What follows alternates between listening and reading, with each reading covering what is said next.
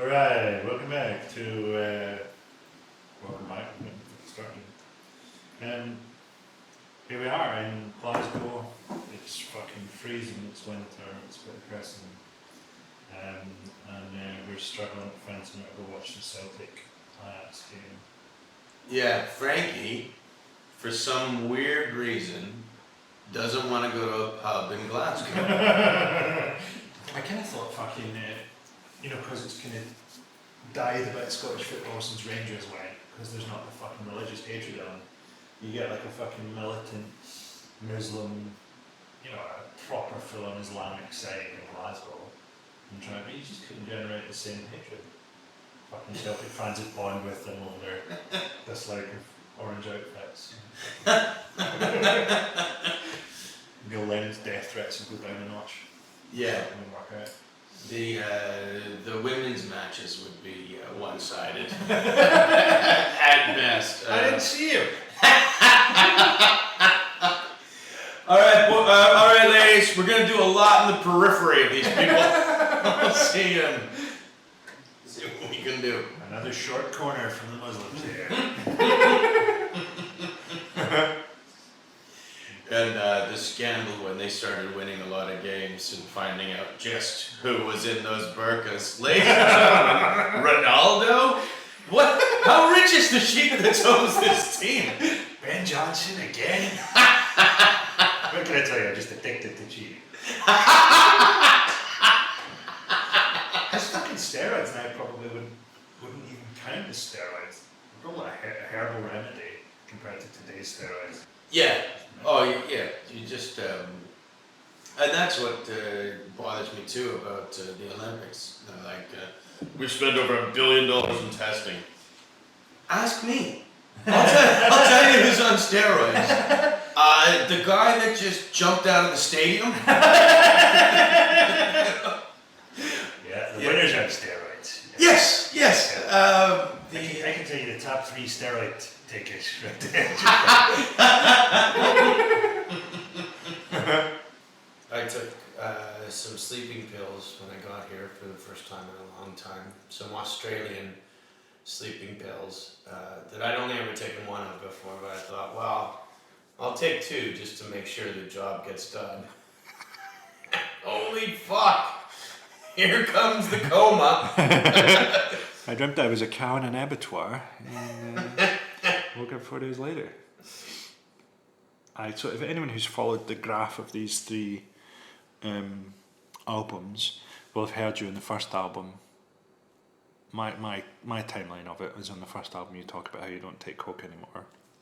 Then we go out to do the second album and you say to me, this Australian kid nearly joined us because you'd met him high on coke in Australia and he'd said, I like the album, and you were like, come out to the recording. And then now you're fucking a slave to coke. Yeah, that's not exactly. I will say this, it's not just that, I've been partying, or just drinking a lot more lately, but I am going through a breakup, so I've got that excuse, which I'm very glad for. Thank God. Do you know, because I feel really bad about it, but it's something that had to happen, and I know my significant other is quite upset, and I found those sleeping pills, those Australian sleeping pills in my bag, and I thought... Was Heath Ledger Australian? What is it? Was Heath Ledger Australian? Yes. Yeah. I'm saying. But yeah, I found these sleeping pills in my bag, and I forgot I had them because we used to share all of our medications, and usually it would be her that carried them. And because she doesn't want to speak to me, I think, ever again. Right. And I thought, well, maybe it would be nice if I just sent these sleeping pills to her. Look at threat. What a horrendous threat.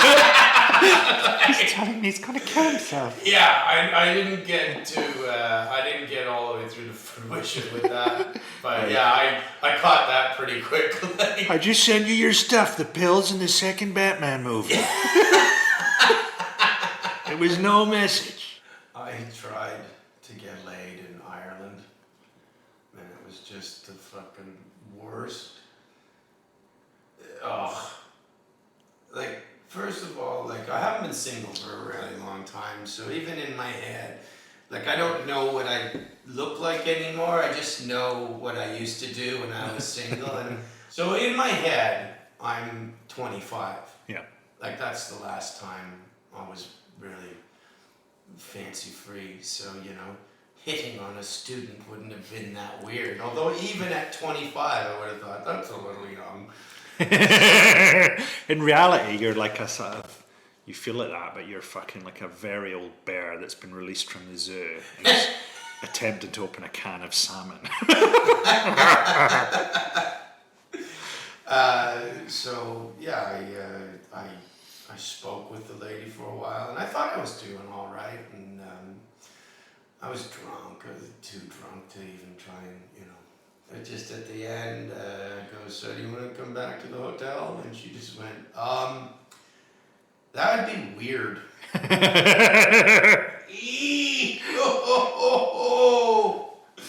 I've been declined before, but never like with the word weird. I've had, no, that wouldn't be appropriate. I've got a boyfriend. I don't want to do that this early in our... Weird, though. Like, as if I'd asked to throw a frog in her vagina. Just the thought of that act. Sir, that doesn't fit. That idea that someone's going to feel nauseous and disassociated, just not even just by entering the building where you're going to sleep. You know that thing of trying to pull at our age, and if you spend the night trying to talk to someone, you sort of think, fucking Ted Bundy got them into a car in like 2 minutes. Fucking that guy had charm. I got a lot less charm than Bundy. Well, it's maybe just that thing of like rejection just makes you just, it's so difficult to be outside of yourself, but rejection's one of those wee moments where you're just jolted outside of yourself and you go, oh, I look like a warning label on a bottle of scotch. Oh, I'm crying, am I? I thought I was laughing. Okay. Do you know, when I went to my one AA meeting, they gave out pamphlets at the end of the meeting to see if you were an alcoholic.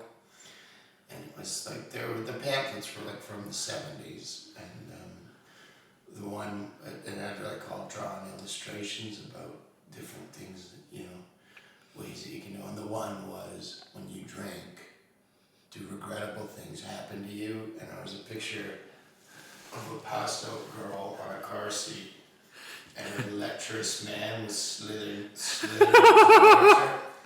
It looked exactly like me. The girl. Oh, God. Yeah, the regrettable thing was the guy. Did you fuck this guy thinking it was a girl? Ah, drink. Do you think transsexuals are behind a global fucking campaign to get people to drink more? Yeah. You should see the head office of Diageo. It's all just fucking 7-foot tall women. Come on, ladies, we gotta crack this. Okay. They're businessmen, but they're dressed like women, like they're golfing and going to steam rooms and smoking cigars. But they're just dressed like chicks, man. They're not even accepted by the transsexual community. They're just like, who are those? You're undermining everything, you know that? Shut up, woman. Yeah, smacks his ass. I said 2 creams. Shut up. Call me Margaret. All the secretaries in the office are like proper feminine transsexual women. That's just like an offshoot of They're just really dumb women who haven't figured it out. The boss women are mean. It's a really sick update of 9 to 5 waiting to happen there.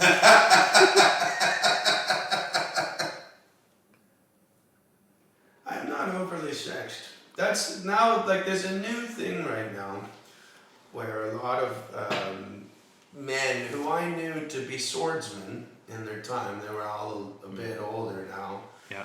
They seem to be the biggest ones that are talking about rape culture and how it's a big thing. And I started to think, like, well, that's never what they were like. And then I'm like, you know what it is? They've raped somebody. That's what it is. Like, once it gets too, like for me, I don't attach anything in my head to, like, oh, if I don't get laid, I'm nothing. Yeah. But there are, you know, and then you think about the people that did fuck a lot. Yeah. Well, they've got something wrong in their head where I was like, yeah, I got to. So now when they turn around and when they don't do that anymore, if they go one too much, like, no, rape is everywhere, and I was like, well, maybe it was for you. Yeah, well, I don't know. I never really had a high sex drive. I never. I did for a bit. I didn't miss it when it went. Yeah, absolutely yeah. like. I'm shocked when people take Viagra and stuff. It's like, well, what do you? I'm shocked it's legal. Yeah. You know what would help if old men got horny again. That would help Earth. Yeah. No, I found my sex drive in like my 20s and stuff like just being ridden by a fucking voodoo demon. Having kids is a fucking amazing dampener on your sex drive. Not just the fatigue, but just... That's a good thing. that fucking actual threat of creating another human. Fuck me. It's a combination of incredible courage and incredible stupidity that people pretend is normal. It's perfectly normal that a kid climbed out of my wife and now I have to have arguments with him about his eating habits. You know, it's not normal. It's fucking mental. Yeah, I just wonder if they're gonna, when they're gonna do the China thing and clamp down on it, you know? Yeah. The one-child policy, because it can't keep going as it is. We can't be trusted to have proper amounts. They can't stop people having attack dogs. They don't want to stop them having cats.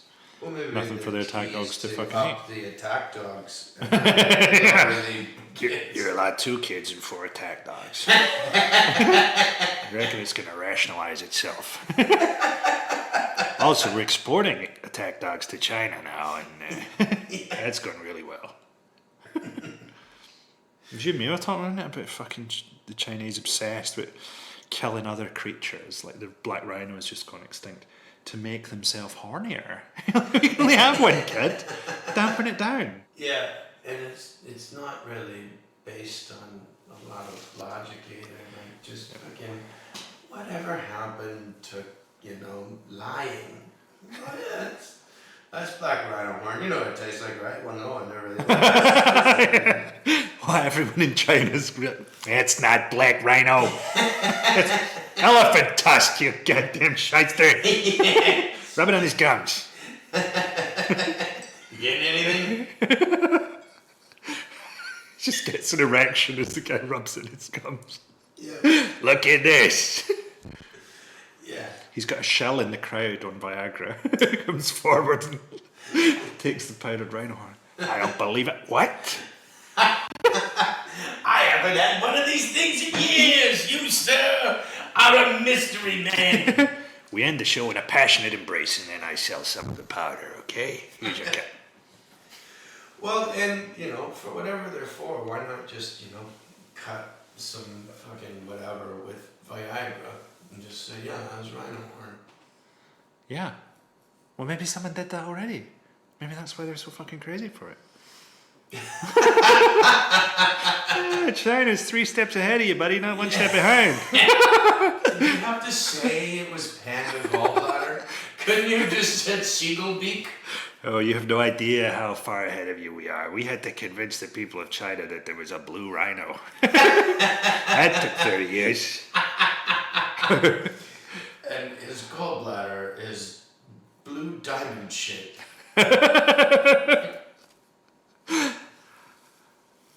It's good to be doing these with a completely blank mind. I feel like there's a zen thing to retirement where you're not thinking of all the subjects that people would normally cover.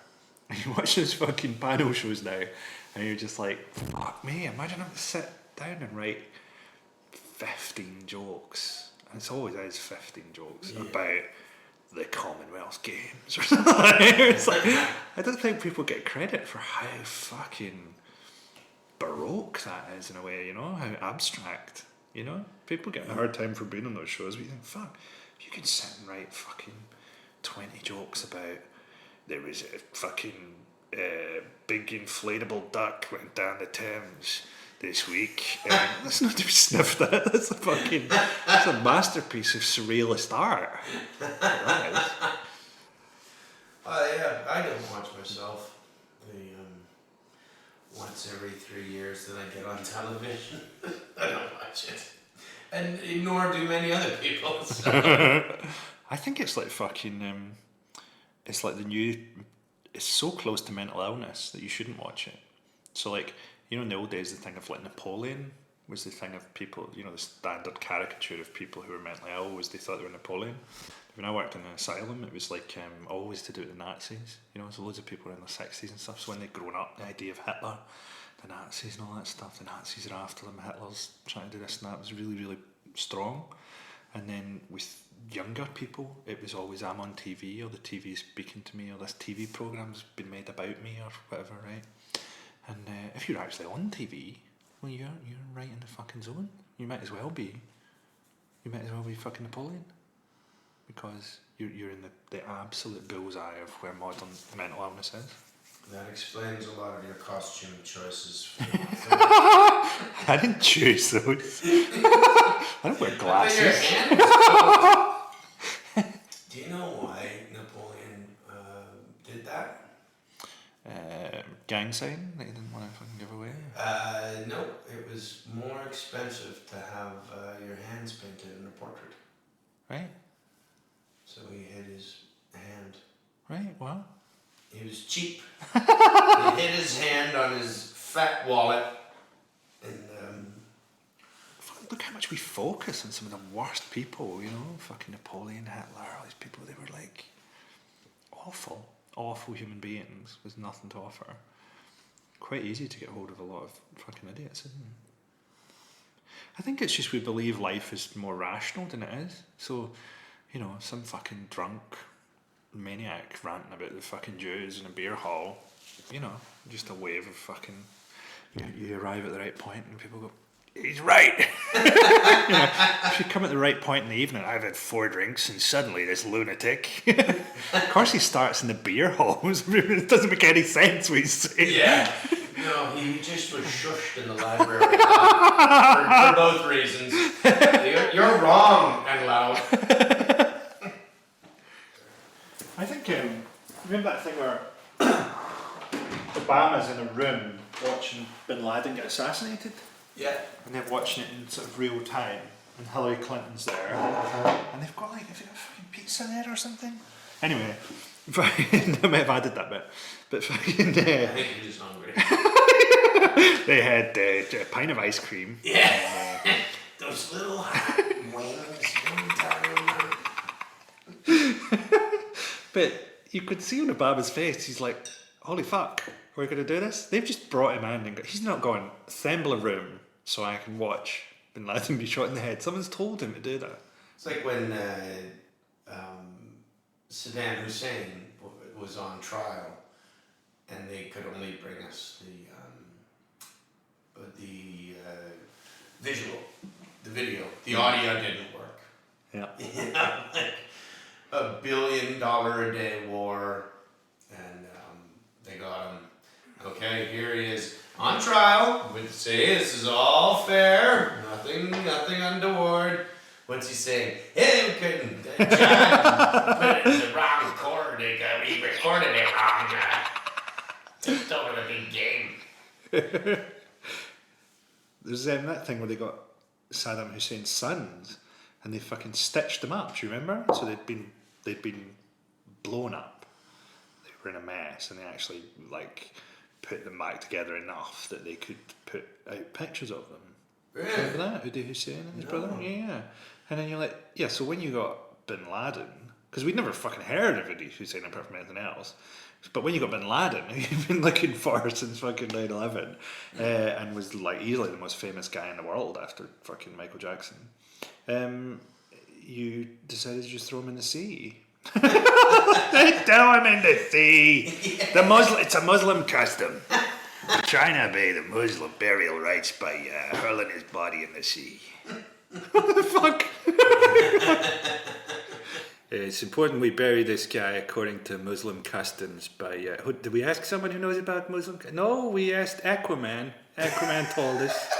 This is... We met a guy in an aquarium who said he was an expert in Muslim customs. Yeah. Well, I said on stage, they didn't want to bury him because they didn't want his grave to become a shrine or some sort of Mecca. Sounds like a pretty good way to catch other terrorists. Yeah. A lot of leaves over this grave. Oh! Someone's left a tuna sandwich in the middle of it. Yeah.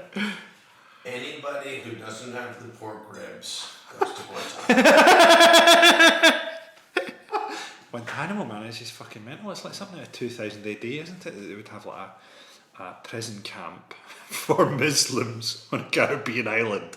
If you think like fucking 15 years ago, when none of this was on our radar, we're vaguely aware that fucking, the Taliban are fighting in Afghanistan and stuff, to suddenly like, Muslims are guys that we dress in orange and keep in our fucking red hot island prison. In Cuba. In Cuba. Kind of tried to convince, like, hey man, this is the democracy, freedom, capitalism, and the only time they ever interact with you is when they see you marching these skinny Muslims in orange in circles. Yeah, wouldn't want to be like you, communists. March! Yeah, man. And why so close to an enemy? Why would you keep that base there? How about the middle of fucking America, where, if they escaped, they could drive, like in the Midwest. Put Guantanamo Bay in the Midwest, where if anyone ever escaped, they'd be fucking in worse trouble than in the prison. Like, that's what I thought too. They caught the one dude for 9/11, and they were going to put him on trial. But they said it would. They didn't want to do it in New York because it would bring up too many bad memories. I thought, do it in New York and let him go. Just at the end, okay, not guilty. Get out of New York. I was thinking about that one.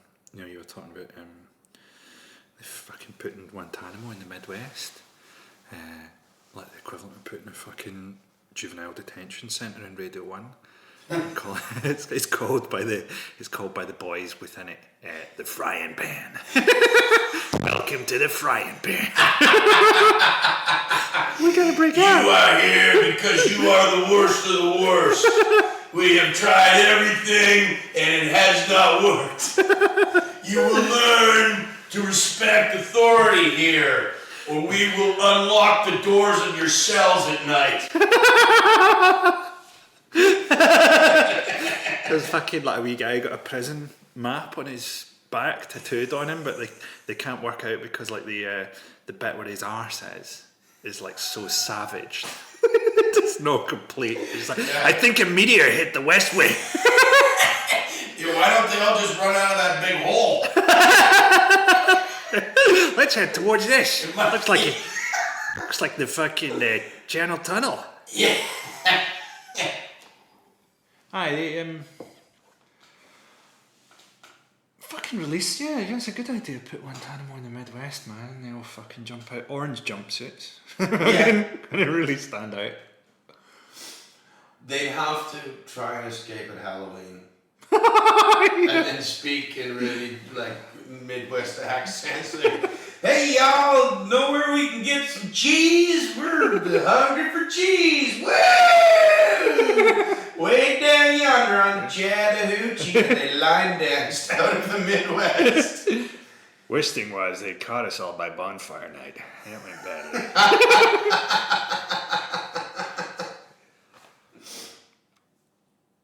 Yeah, that's what they do in Australia. They put the detention camps in the fucking middle of nowhere. Mm-hmm.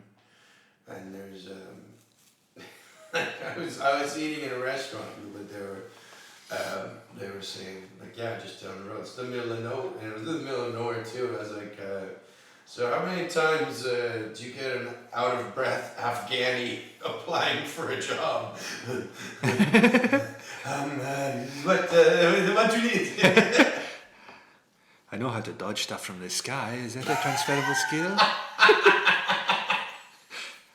That's the whole thing. I find the misconstrued, the misunderstanding of what the Middle East is like in America, where I think the American perception of the Middle East is it's American army bases and then flying carpets. Yeah.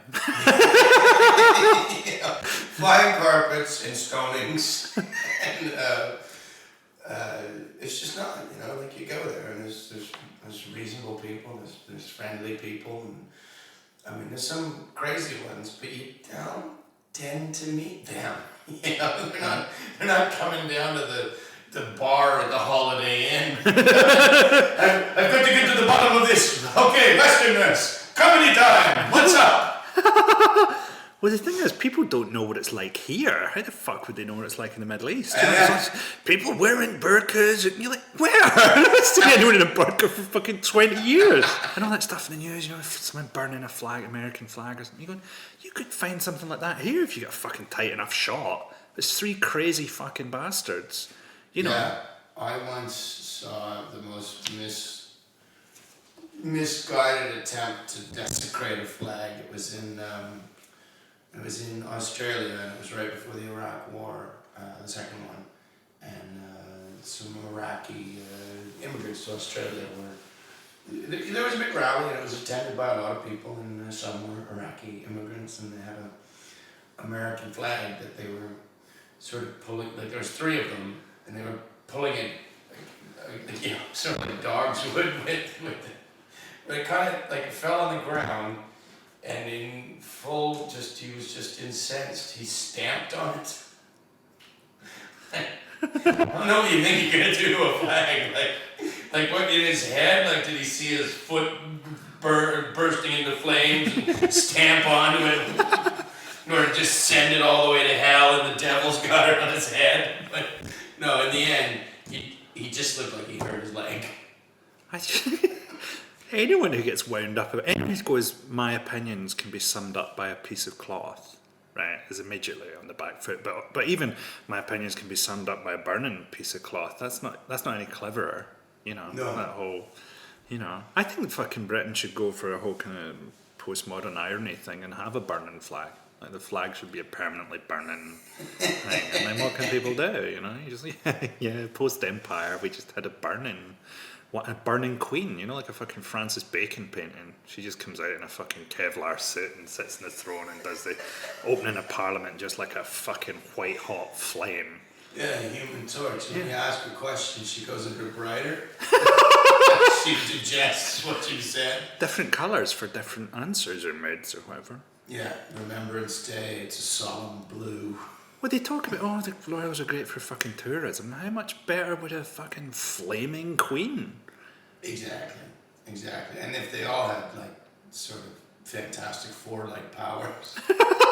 I mean, how far is science away from making Harry stretchy? Yeah, can't be that far. You just didn't access their normal lizard state for the thing.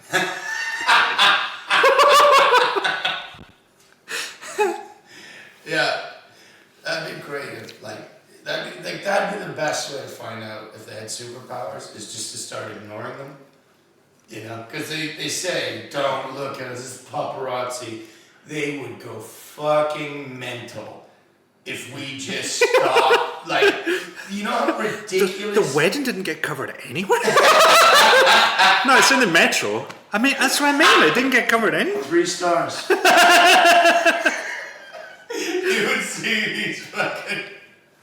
They would be arriving in places in diamond encrusted helicopters. Just trying to up the ante of, we're here! Don't look at us, but we're here! And then do the old trick of waving, and then have a B-list celebrity behind them. Somebody from EastEnders. There she is! It'd be a particularly difficult position for Invisible Girl in the family. Do you know what I mean? She's like, I'm trying to get her profile up and I'm invisible. You know? That's how they explain her disappearance. She's here! Yeah. Your force field didn't work so good there, did it? It's when they finally open up the inquiry into her death. That's when they just claim she's not dead. She's invisible. Close that inquiry. That's actually a more convincing explanation than the original one. Our culture is pretty fucking dead now. And there's a lot of no in it. Do you know what I mean? And you're like, fuck, you know, I grew up watching Easy Rider and being really into the 60s and 70s and all that kind of acid and changing consciousness and all that stuff. And fucking now you've got this whole, you mustn't speak about. I mustn't speak about something? That's a pretty intense injunction, isn't it? I mustn't even speak about it. What, the whole idea of, you know, that's like magic, isn't it? That's like magic or religion. They're the only things where you have, you mustn't say that word. Even religion has context. Even religion says, don't take God's name in vain. I mean, you can talk about God if you're talking about God. You know, it's only really when you get to comedy that people go, you can't say rape. You're like, yeah. Also, I fucking don't like people who get angry about categories of things. I don't like rape jokes. What, all of them? What, I hate black and white movies. I hate hairstyles. And where does this person hang out that they can't move for rape jokes? Yeah. I think you guys just start drinking in different bars.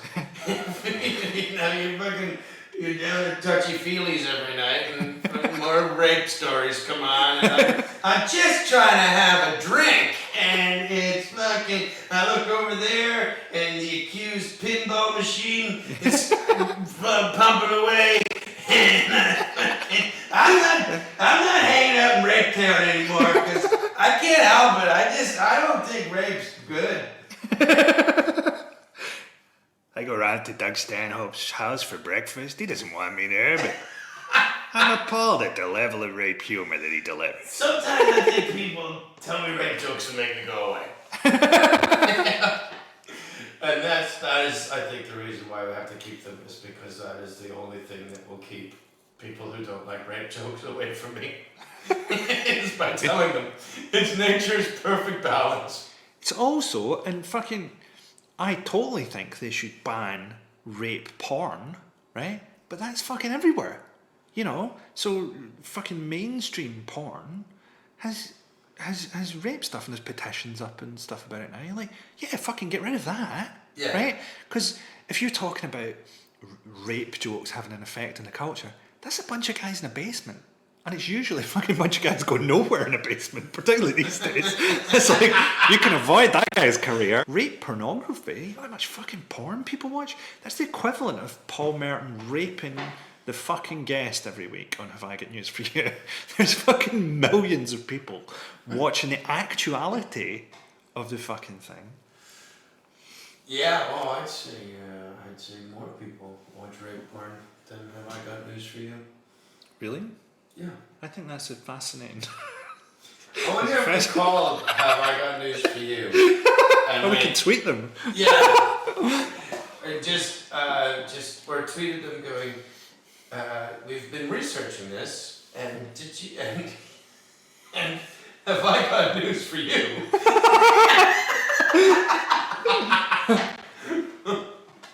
The odd one out is GHB, which weren't actually around the Well, if you think about it, the only place that Have I Got News for You is watched is, I think, in middle class households in England. Yeah. And rape porn gets everywhere because you didn't even need to know the language. So yeah, way more people across the globe will watch rape porn. And I'm not saying one's better than the other. I'm just saying that. Gotta be careful of value judgments.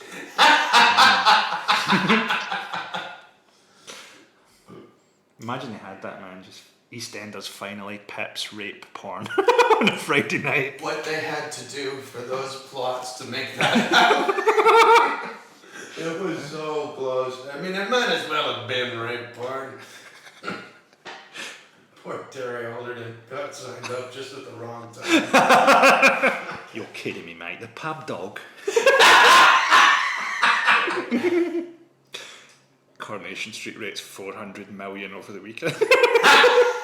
That's the worldwide figures. You are the biggest Japanese show. Unbelievable. You have caught the interest of Japanese businessmen everywhere. What is return the name of hideous sexual position? And Aikido throw. Yeah. Just the last tie goes around screaming mouth, and then all you hear is boom, boom, boom, boom, boom, boom, ding, ding, ding, ding, ding, ding, ding. The music doesn't come in, it's just someone's stick smashing off the back of someone's head. Oh, I thought that was the end. No? 15 minutes to go. Right. Yeah, well, it's the new thing. You know, it's always amazing to me how much, you know, once the blasphemy rules went, and that, like, you're not really gonna get in trouble for that, how much people still want it. You know, They still want you to not say things. They still, like, just in our generation too, it seems to really be gripping to that, going, oh no, we'll have things we won't say. We'll do that. That'll work. That's a smart idea. Who knows why all those people fought and died before for freedom of speech? I'm not interested in that. I'm interested in what's right, and what's right is just a list of things you're not allowed to talk about, and nobody will ever take advantage of that. Yeah. And also, always at the heart of it is people saying, let's draw a ring around all the good people, you know, because all the good people don't say retard, and they just happen to be my friends. If you come from a culture of exceptionalism, right, which is, we can go abroad and steal people's resources because we're an exception. You know, we can do this, they can't do it. When they attack us, it's terrorism. You know, when we attack them, we're trying to bring stability. You know, bringing a stability bomb here. Nice common ground strike. Yeah, but if you come from that culture founded on exceptionalism, and then you, in your moral life, seek to go, oh, but we're the exception. We can talk how we like. It's just other people aren't allowed to. Then, you know, you're part of that. That's where it comes from. It comes from the fact that you're an imperial culture. So you start drawing lines around language, because that's what every fucking empire did. You know, they start telling, don't stop speaking your language. That's the first thing they do. And then as they progress, they start to go, let's try and make it difficult for people to talk about anything. You know, that's a fucking massive advantage. If people aren't able to talk about the stuff that affects them, you're winning, aren't you? Yeah, but I'm just somehow managed to convince people it was their idea too.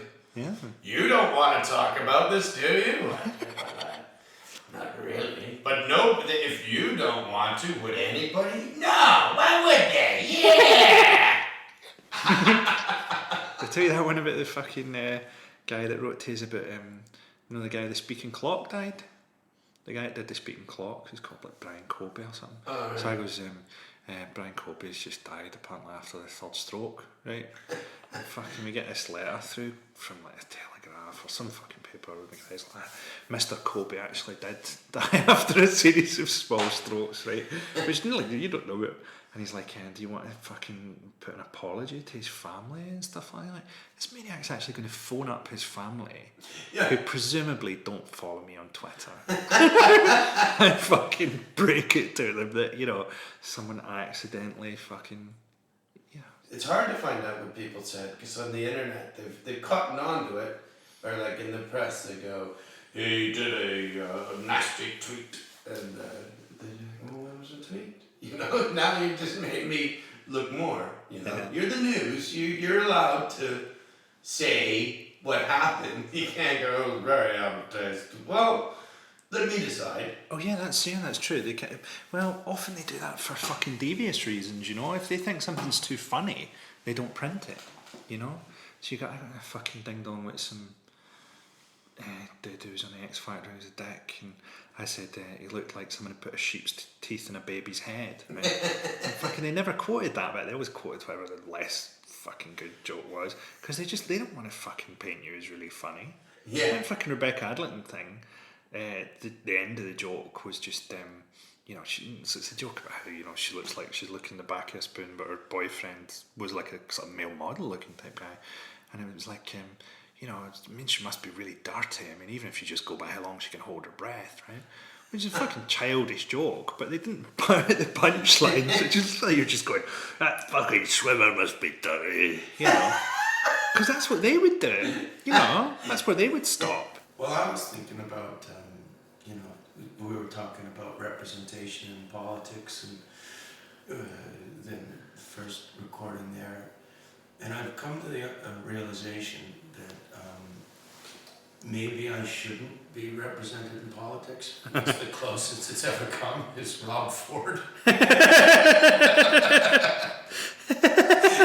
know, maybe these squirrely little lizardy rich dudes, maybe it's best that way. Because you always think you King Ralph it, but you know, if I was in charge, then I'd be in trouble like that a lot. You know that idea about like idea space? So it's an idea like, you know, rather than that you just have all your ideas out of nowhere, which is most people's kind of worldview. That there's, you know, a kind of shared idea space. You'd have some ideas that are personal to you, and you'd The have collective unconscious. Yeah, it's very like the collective unconscious. Imagine if you were the guy who came up with the theory of the collective unconscious and tried to sue the idea space guy. Well, it's Carl Jung. It's Jung, isn't it? It's like it's Alan Moore. And Alan Moore is the guy who came up with the idea space thing. I was just reading about it in that KLF book.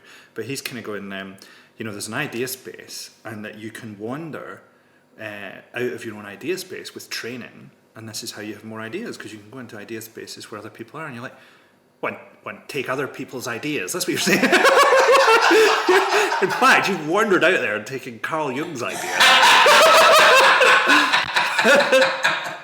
Well, I think he's just talking about reading. Yeah, I mean, yeah. There's this magical place where inside these paper things, you open them and you look.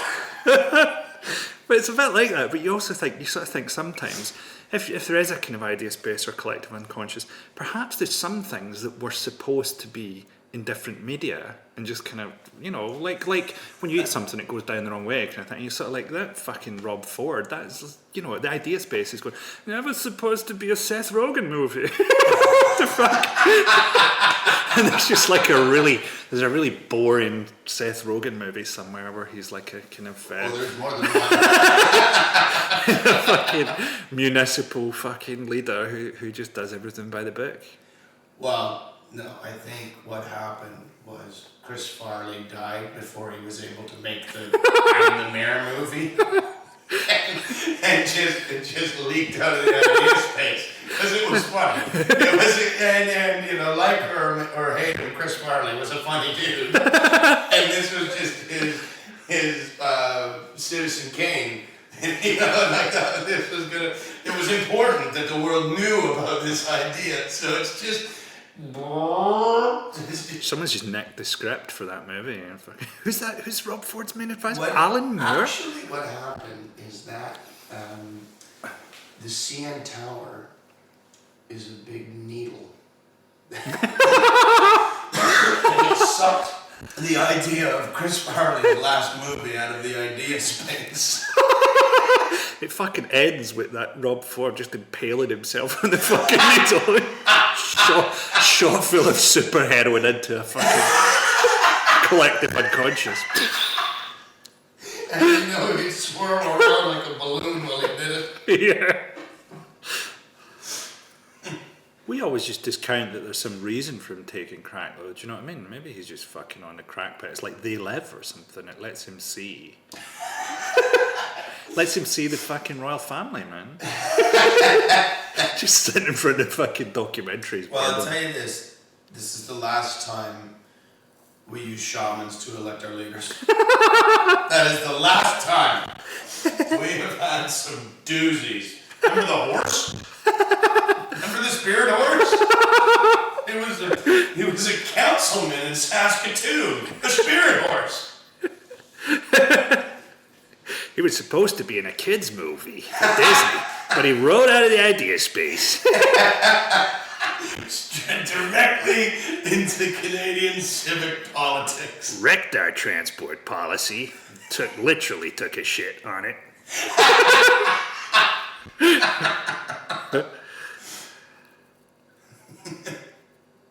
Yeah, we were talking about that in the last one. People getting confused now about, you know, the idea of like shamanism being like a cool mainstream kind of. Oh, you can use shamanistic. You're like, there's a reason the fucking shaman lived in a fucking hut on the edge of town, covered in shit. Drugs drive you insane. Yeah. You know, part of the reason that you're able to do them is you could handle the idea of being completely taken away from the society and just, you know, hacked to pieces and thrown on a bonfire, because that's how a lot of them ended up. Of course, my source here is like a 2000 AD comic I read, but no, I think in the times when murder wasn't particularly illegal and was just frowned upon, you got a guy at the edge of town. I mean, he was good when he was young. He was good. But he's just fucking weird now. You know? I'm like that. Well, maybe it's too early to tell you about the plan. Don't worry, Frank. We're not going to live last this much longer. Is this why you brought the crack? Yeah. And the spirit horse? You're going out right, Boyle. Tie me to the saddle. Yeah, but make sure you write a note about faking your own death. Girl, it's very important. Andy Kaufman, yeah. Yeah, the guy who killed him wanted to do that. He's taking a lot of heat off himself. They were hatching okay, and we're gonna fake the death, right? Yeah, all you have to do is sign this money over to me, Andy, and we got it all planned out. I hope that happened. That would be more Andy Kaufman than Andy Kaufman could ever come up with. That'd be perfect. Well, can you imagine just in the strangling, just him fucking howling as he gets the whole joke? You know, he actually gets a female wrestler to strangle.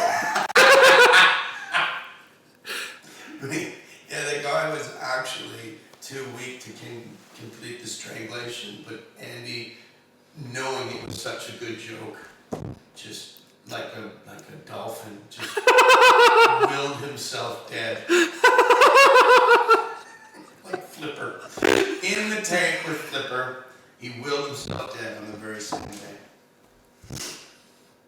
I hope that guy killed all the pranksters.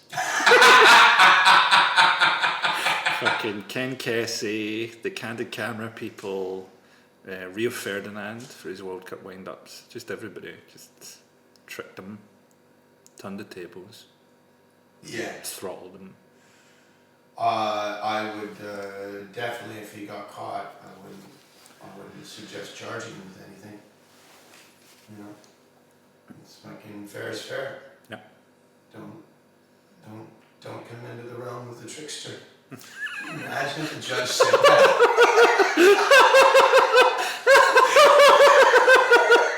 That was the strangest High Court judgment for a lot of years.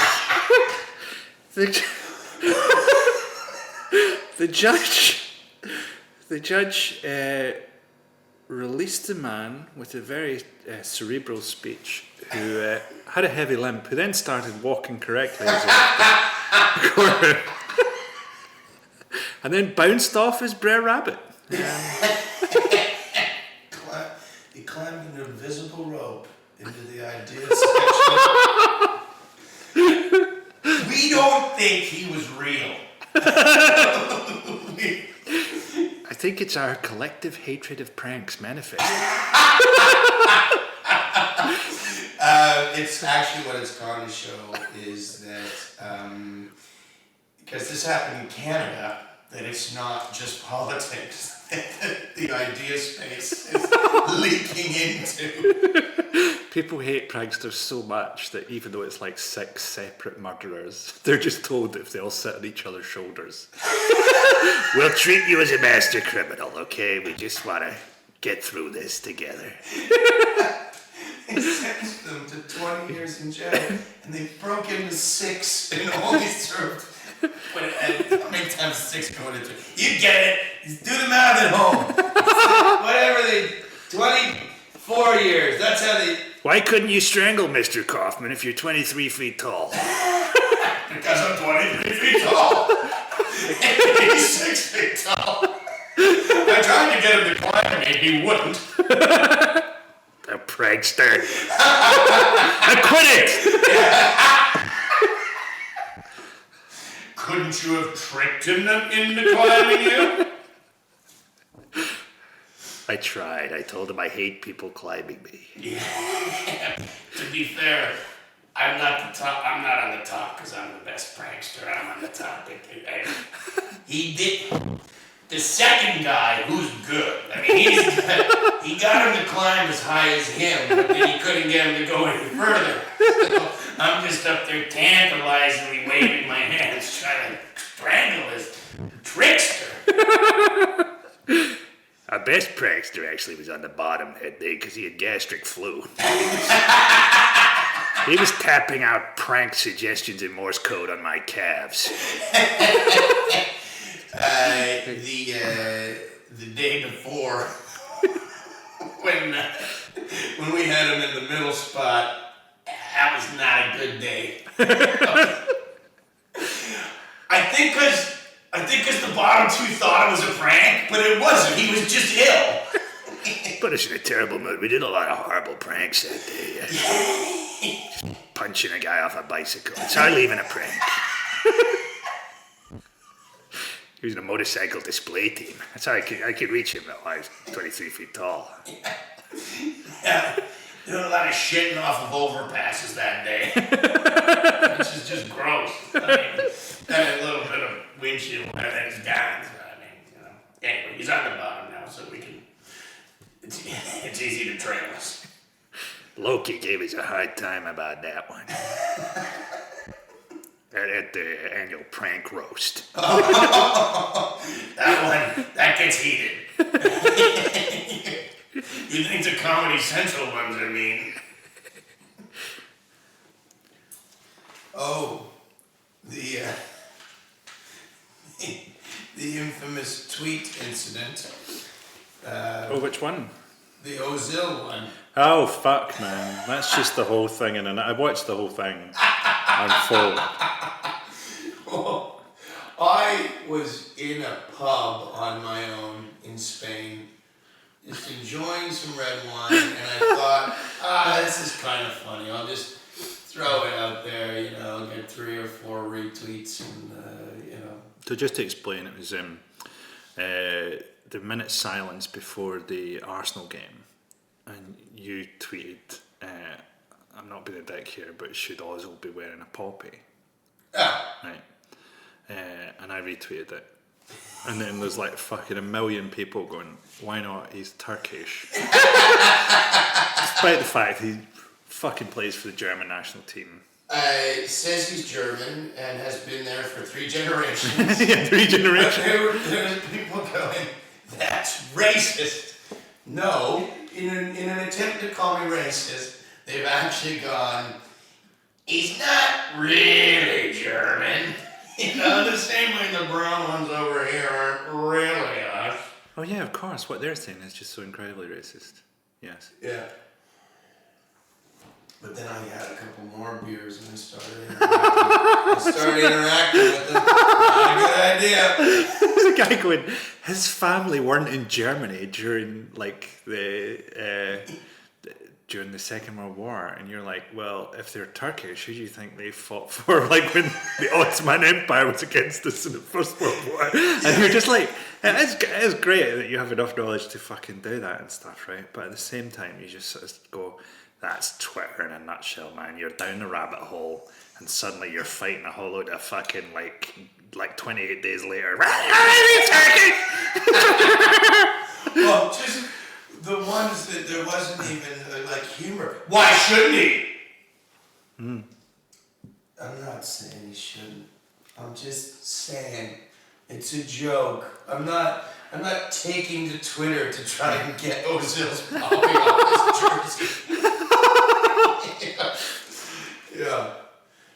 And but the ones I like too is when they start asking direct questions and you line them up. And then I said that thing about the Ottoman Empire and the guy came back with this fucking barrage and I went, ah! You have to answer my question first. Nothing. There's no reason why a fucking German shouldn't wear a poppy though, man. Because like for us it might symbolise one thing, but for them it can symbolise a fucking bullet wound that they put on it. Yeah, I've heard this. Yeah, it took a notch. That is for all the war dead. Wie does this? Well, but like thinking deeper into it, it must be a little weird for German players or any international player that doesn't really know what's going on. You know, like everybody's. It's too because they all had the mascots involved this year with the Remembrance Day ceremony, so they all stood there with big goofy heads, and I was saying they should actually have frowny heads that they can wear for those occasions. Fucking hell, man! It's that whole thing of the German side where every time I see them, I forget that they've kept Deutschland über alles as their anthem, right? Pretty much until the next World Cup. And then I go, what the fuck? How debased would that song need to have been? They're like, we've changed some of the words. It's not enough, you know? Fucking, we say hi Hitler now, you know? It's not the same. Like, fucking just get a different song. Yeah. Get a fucking one by a Jewish composer. Just make a fucking effort, you know, a Gershwin tune or.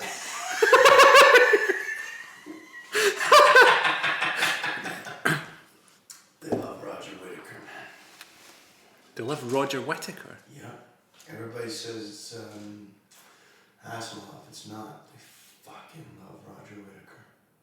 What? I'm not shitting you. I'm not shitting you, Frankie. Germans, all of them, even the Turks, love Roger Whittaker. I barely know who he is. He's like sort of sang a bit and whistled. He whistled a little bit, yeah. Maybe they like it's just like the whistling is the only way they can have the noise of falling bombs in their culture. They're just like, Roger, we got some feedback from the German suppliers. They like some screaming. If you could scream and whistle at the same time. Is he still alive? Just with a view to whether we escape libeling him.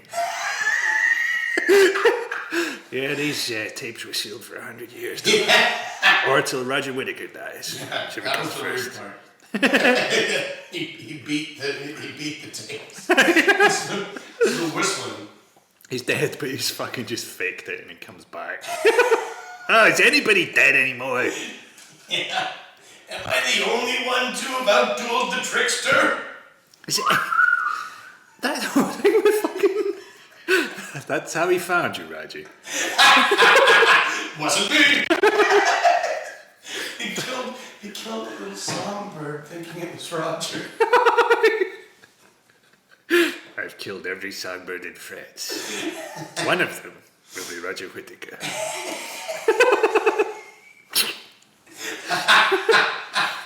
That's what German Mao was trying to do. Just trying to get Whittaker. Yeah, they misunderstood him. Get the whistler. That's not how German Mao sounded. Mao, we've really got to stop giving out these instructions by Chinese whispers.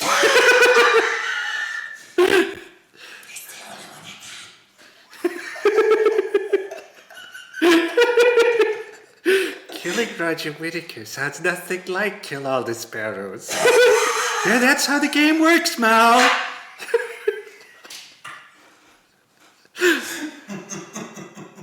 Yeah, we better Google the Raj. make sure this one's gonna stick. Or we kill him. I get on your shoulders. Ironically, his fucking house is surrounded by security as the trickster tries to kill him. And to communicate with his security, he's got like a shortwave radio that keeps whistling. And he's, someone's here! Is that a track you're working on, Roger? No, I'm not whistling, it's a radio! Help me! He's trying to throttle me, he doesn't have the strength! It's gonna take him hours, get it? I think he's working on something. No, just all of the security goes, it's all right. It's just one of Roger's lookalikes anyway. Roger's up in the attic of the lair. Trouble down there. Roger Whittaker travels with 8 lookalikes.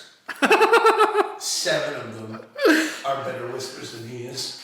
And then you'll never kill him. You get a lot now of people going, oh yeah, you know, someone's quite a good stand-up or whatever. So that's what the Russell Brand thing about as well. Like, there's no solutions, you know, like good comics, you know, tell you about problems. Great comics tell you about solutions. You're like, no, they don't. That's just like a phrase you made up. That's just like something you read somewhere that sounded good. You're looking for a fucking comedian for solutions? That's like the last place you should look. Like a book. Look at a book. Or, you know, a fucking scientist maybe, you know, if you go, well, you're just telling us that the crops are failing, you're not proposing. You know, the fucking guy in a basement trying to get 3 laughs a minute from a fucking hen party. Where's your solutions? Chronic masturbator. Got up at 3 o'clock in the afternoon. These narcissists can't solve our problems. Are you kidding? No shit, I woke up at 4. I have no solution. Early. I was gonna come earlier, but I couldn't find my shoes. Located them. And was still late. So I think a lot of things are just, yeah, for some reason, solutions and consciousness and stuff are demanded from comedians, and for some reason, hip hop. This rapper is getting no solutions. You know, he's fucking people and, you know, and taking drugs and rapping. You know, he's traveling around rapping most days. He's not going to solve shit. no, I'm interested. This is unworkable, Mr. M. But I think there's a lot of things as well where stuff gets accepted, particularly sort of moralistic, grand sounding stuff, just because it's like a phrase someone said. Someone said it once and people went, oh, you know. So one of the things, I've heard this a few times where people go, you know, you're a bit slack, aren't you? Because like comedy's job is famously to speak truth to power. And you're like, no, it's not. That's a phrase from the Quakers, right? That's a phrase the Quakers, you know, the Quakers are like quite a left-wing, they had a thing in the Vietnam War, that's where this came to the forefront, and speak truth to power and stuff like that. That's fucking nonsense. You know, what's the fucking point of, like, if I was to speak the truth to George Osborne, You know, if I was to go, they're keeping interest rates low so that, it makes money for speculators. I know, I do that. I'm power. I'm power, man. I know what I'm doing. There's no point some fucking comedian. I spoke the truth to him. And he already knew it. Yeah. He gave me a you don't know the half of it sort of in return. I don't know what that means. Yeah, they've got a Morrican and don't speak the truth to idiots. Don't speak the truth unless you're in a sealed lead room. That's our strategy. It's worked really well for about 17 centuries now. Yeah. You really have to speak something alarming for us to change. I don't think it'd be the truth. I think an elaborate lie would be the only thing that could get us to change. Unless your truth was like, I've got a bomb in every nuclear reactor in America. That's the truth. Okay. Well, power wants to negotiate. Come into my lead-lined room. Let's see if you get out of here. You're not that same giant man that killed Whitman, are you? I'm a different giant man. And then all you hear from the middle of the giant is Whitaker! I have 18 hands because I'm very rich and I like getting my portrait painted.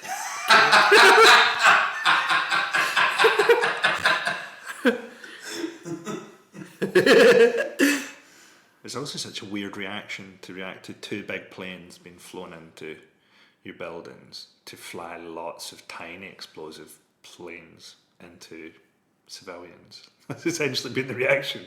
Let's get lots of tiny explosive. This is like fucking. The nature of weaponry.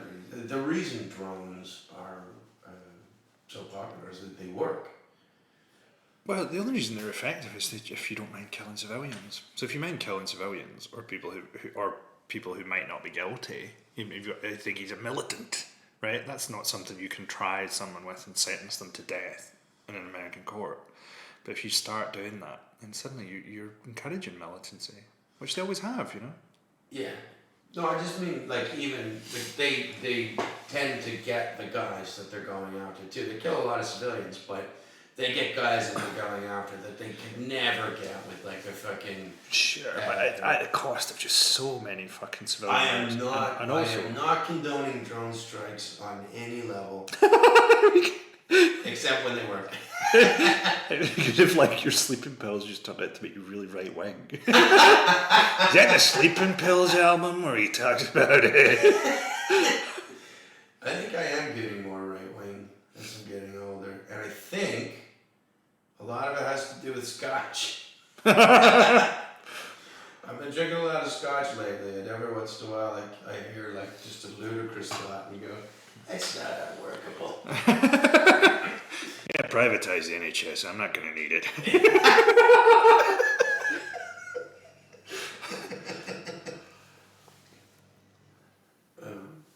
Shocking idea about digital or 3D printers or digital printers. Mm-hmm. Just in that you just have to, one day you'll just have to put dirt in them and you program the code and whatever you want comes out of it. Because that really, what anything really is just what is. You know what I mean?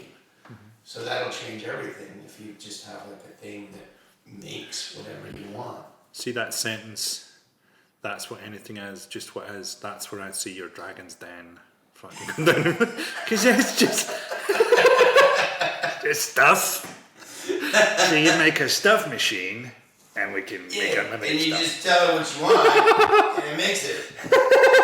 What? Okay, well, don't get it on the ground floor, but it's gonna rule the world. Yeah, quite a few Star Trek fans have been in pitching that one today. And Yeah. I might have got the idea from them. I always it's thought possible, though, that if you can think it, it can happen, and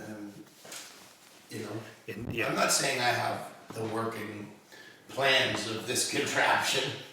I wouldn't be here if I did, to be honest. I'd be making teacups. That's all I want. a teacup cannon. Gets them into the shelf. Anyway,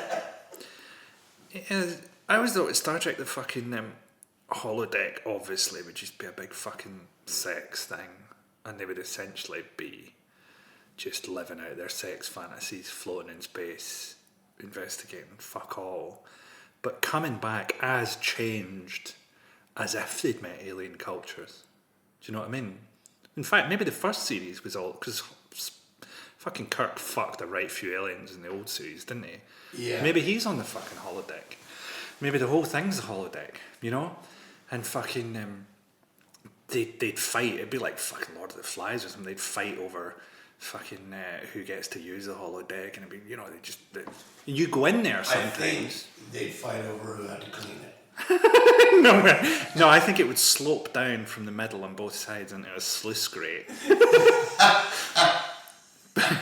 You go in sometimes and you'd be in the middle of like Picard's where he left it. You know, like when you used to watch your mate's porno and you put it on, and it was like, oh, this is where he came.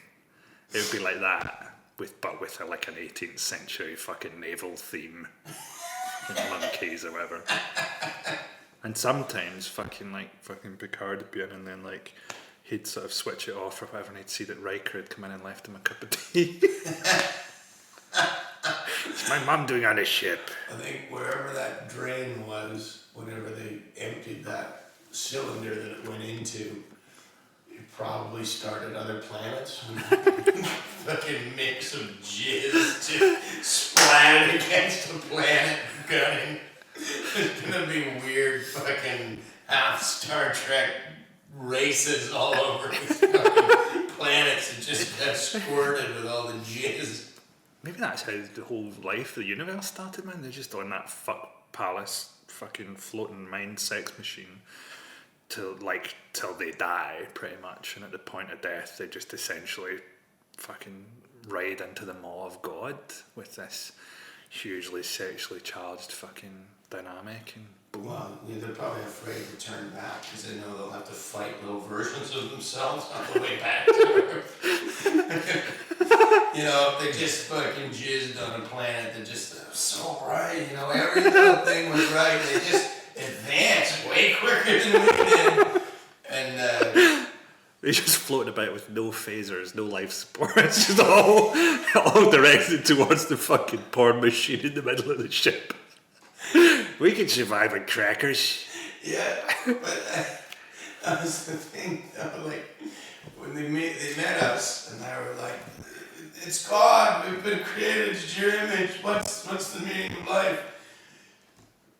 It's the wank machine. Why don't you go have a roll around in the wank machine? Oh. They met the ancient Egyptians here or something when they came back. They went through a fucking wormhole, and that's how our whole society starts. Is them just going, trying to explain their adventures, and some pharaoh going, so we must create a civilization that doesn't get caught up in the wank machine. I was like, no, have you been listening? You must create a civilization that does make the wank machine. Because you know, I don't live in the world. And then the pharaoh takes off his pharaoh hat, and it's the trickster. The wank machine will never die.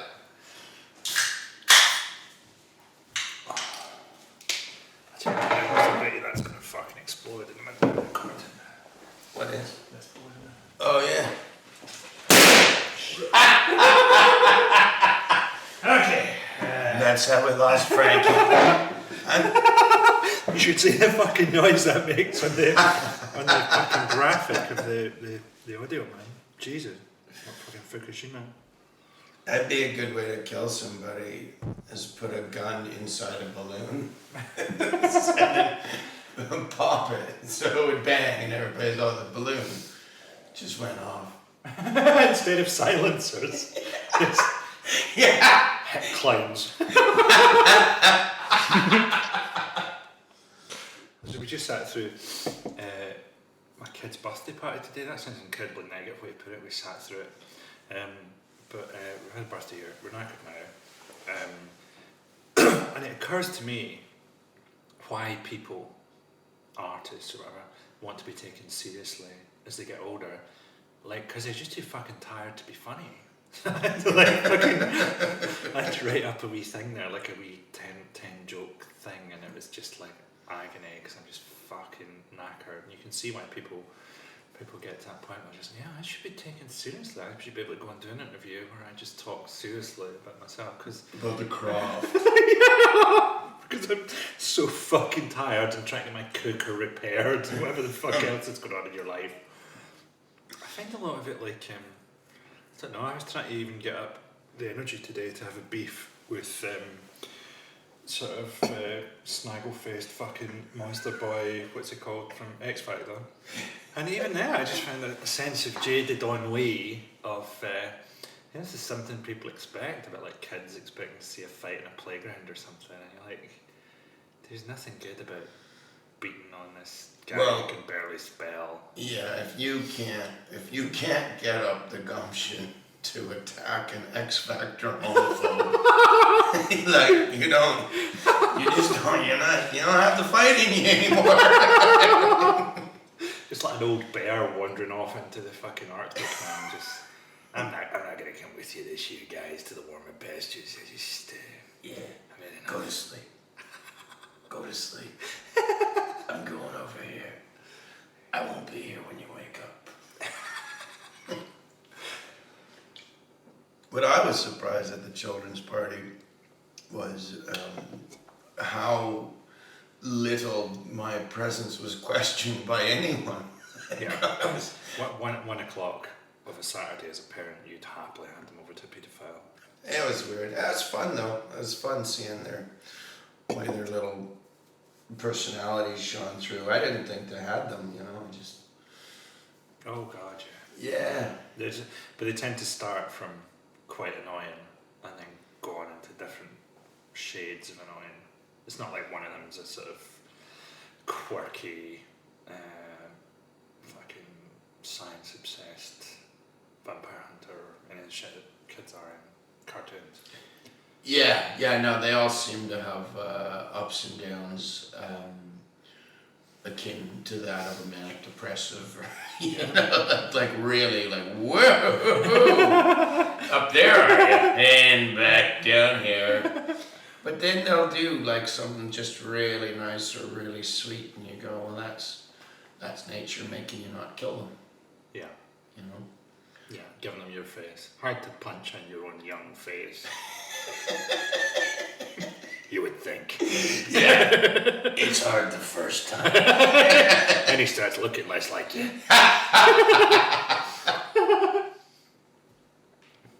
I once was skiing in France, and I had this hat that did this. It was like a deerstalker hat, and I had my goggles on, and from that, the two little flaps went like under the goggle strap, and when I skied, it wiggled like little dog's ears flapping down, And I was aware it was pleasant to look at, it was fun, and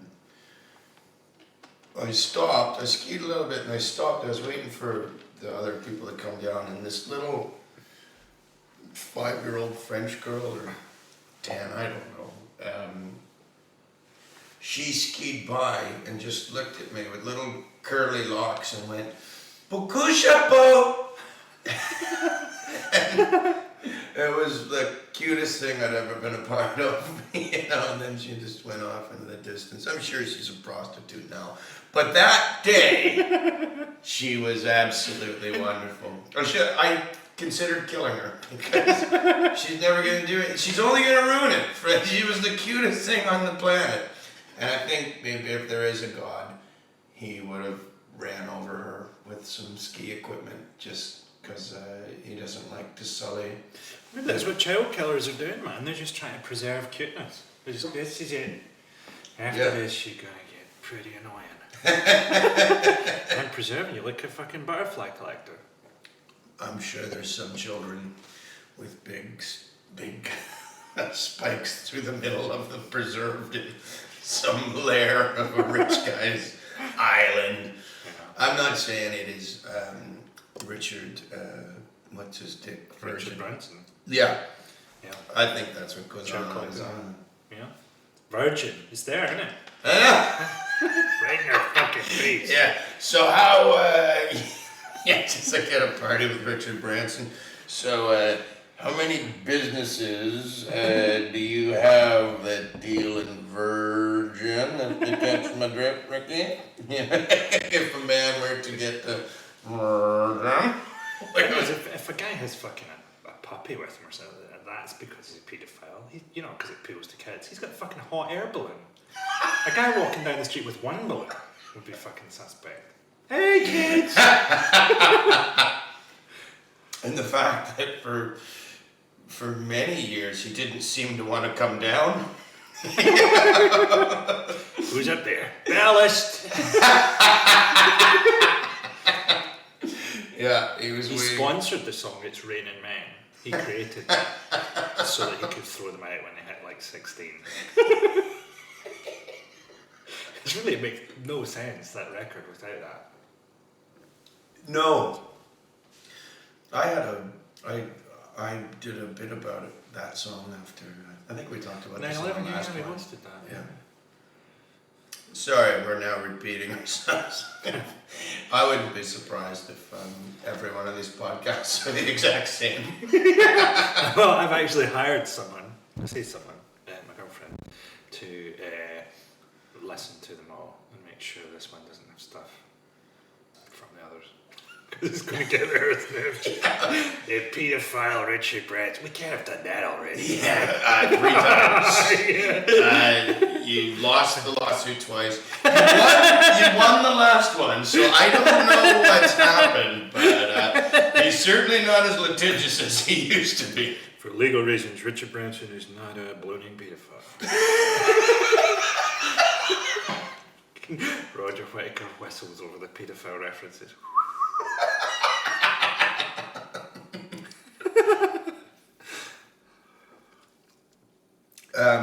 I don't.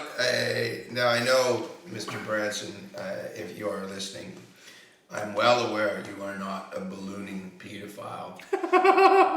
But here's something to think about. I would actually think more of you if you were. So it's up to you. A bit of character. It's hard to really hate a guy like that. Followed his dream.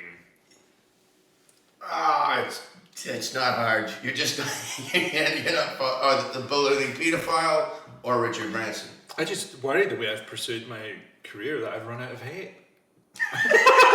My fucking fangs are empty. What is it about the hot air balloon that engages the mind of the paedophile? I thought perhaps it's just the right vehicle to make people look like kids. Do you know what I mean? You can get to you get about 40 feet in the air, everyone looks pretty much like a kid. And fucking Except kids who look like super kids. and fucking what's he called? The 80 days around the world. What's he up to? Willy Fogg. That's probably just a term among paedophiles for like a berserker rage. The Willy Fogg descended, and 80 days later. Oh, I got you. Phileas Fogg. Yeah. Oh yeah, that's what it's called. Yeah. Phileas Fogg. He's only called Willy Fogg in the fucking cartoon. Perhaps pronounced Phileas Fogg. And you have to wiggle your fingers when you say his name for whatever reason. This is pronounced Phileas Fogg. filling ass. Can't believe you're trying to get away with this. Look, we'll tone it down for the cartoon. Yeah. The best thing about this mode of transportation right now is there's no law in the sky. It was the international waters of the old days. I'm afraid laws of the sky apply. Maybe he was fucking going around the world to try and turn it into reverse, like in Superman 1, just make everybody younger. It's got a cable hooked on it Dover.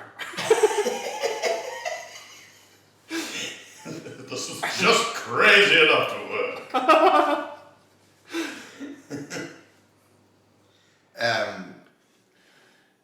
Yeah, well, it's also shocking too.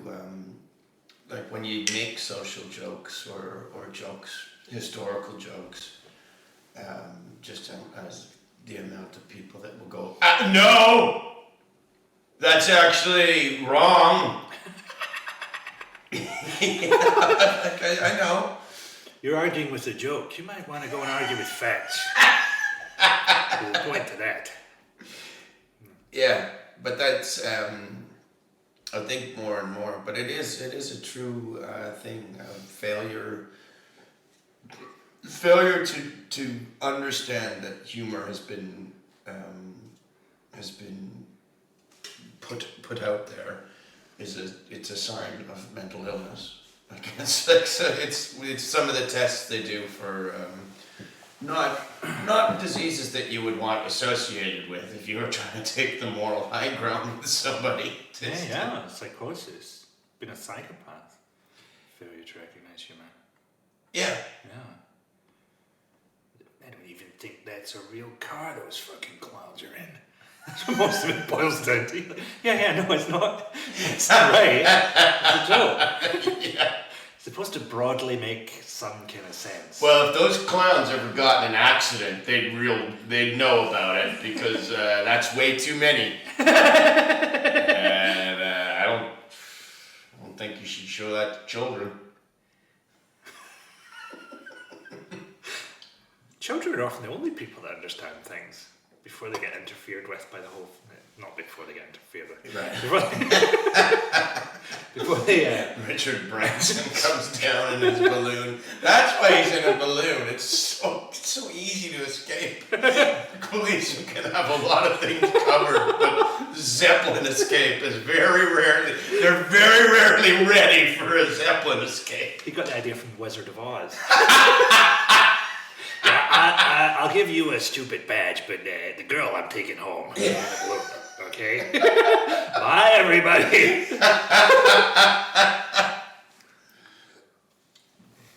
Yeah, man. What are we talking about? Children. Yeah, well, Yes, children. that whole thing, and now you get like the science of fucking superheroes and why can Superman? But kids know it. They're like, well, cause he can, because he's Batman, because he's and adults are like, how would a grappling hook? Shut up. Yeah. Well, you have to, kids are more closely associated with looking at a wall and going, I bet you if I put a grappling hook up there, I could climb up it. And they're playing with a toy, would shoot something, where we're very rarely looking for grappling hook escapes. If you've been living right, you very rarely have to look where a grappling hook could go. Bad sign is that you wake up in the morning and you start looking for a grappling hook. Index in the wall. You stroke your grappling hook regretfully. Yeah. Slept with it. All those years. This life has got to change or I do. And then all you hear is clank, clank. Bye, honey. Did you pay that?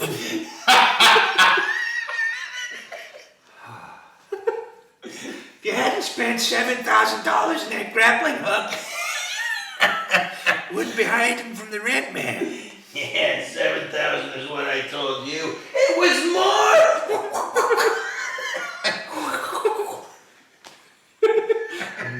Never does any cat burglary.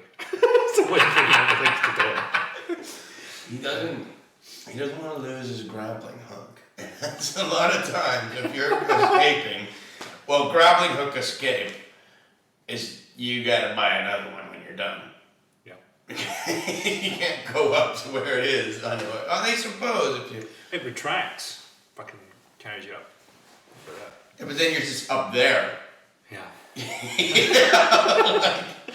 And it, depending on how far away you've grappled, they can still see you. You're just hanging there like a fucking Christmas tree decoration. Let's see how good these caps can shoot. That's the slogan for the fucking grappling act. You ever wondered how good the LAPD shoot? Why not get yourself 30 meters in the air, scrabbling for purchase on a tiled roof? Find out. Yeah, I think that would probably be the day Batman stopped wearing a cape. He really got hung up with a grappling hook in his cape. Gotham PD, if it was really like that, they could be run by like fucking 4 cops if one of them was a sniper. Just like the top of the fucking Gotham Empire State Building, fucking just picking off lunatics. I mean, also, fucking properly secure that mental asylum. That's the first one. Locate it out of state, right? Locate it somewhere else, not in the middle of the fucking city, and definitely guard it a lot heavier. Yeah, I don't think you're gonna rehabilitate them. You know, that seems to be like it's, the focus is on getting better, and I don't think they're gonna get better. I used to be a crocodile man who lived in the sewers, but now I'm a stockbroker. I boiled people's faces off with a kind of laughing acid. Got a job in a bank. That seems like a million miles away from this kid's soccer practice. Don't feel like I'd ever smile again. They just get them all to have kids and all the fucking joy goes out of the villains, man. Give me a riddle, Dad. No, I don't know. Yeah, you can't. Why did I marry your mother? How about that? Yeah, that's the villain. That's the real villain. I was reading on the internet today. They floated a balloon into space and it came back with bacteria. Kids. That's what you were gonna say. Space kids. Richard Branson now wants to buy the balloon and know how old the bacteria is. Fucking, surely that's hugely dangerous. Bacteria from outer space. Well, or just hugely common that they didn't know about. Right. But they found another thing, a microbe in Antarctica that they can't kill. Right. Just amounts of radiation just can't kill it, so they reckon it's from Mars. I mean, that happens a lot. Right. But bacteria come from Mars. I won't even back that up. People just fucking Frank, read a book about Martian bacteria for once in your goddamn life. No, like comets have hit the Earth, and they found them, and they've been full of water. Right. So, I think that's where like mushrooms and elephants come from. Yeah, that was Terence McKenna's theory that mushrooms would have come from outer space. Yeah. Well, it's obvious. You ever see something and you just go, yeah, that's not from here. You know? Elephants, you reckon? Elephants for sure. I don't think I'd eat a hammerhead shark because I think those things are gonna come in a fucking spaceship one day. We're here to pick up and then just start listing names of hammerhead sharks. Ronnie and Biggle and Snig Snoo. Just anything that looks like it was drawn by a child is alien, pretty much. Yeah. Line them all up. An X Factor kid, he's one of ours. He's even weird up here. He lost the competition. Took him down to earth. That's the irony. I don't know if this is just something I saw on the internet. Like, I didn't see it on the news. Okay? Yeah. So, let's just, like, before anybody writes in from the 1950s, I've been listening to your podcast in my time machine, and I decided to pen this letter. But they said that, I mean, dolphin rape has been known about. But some institute has been dropping human dummies into the open seas in Florida to see what would happen. Yeah.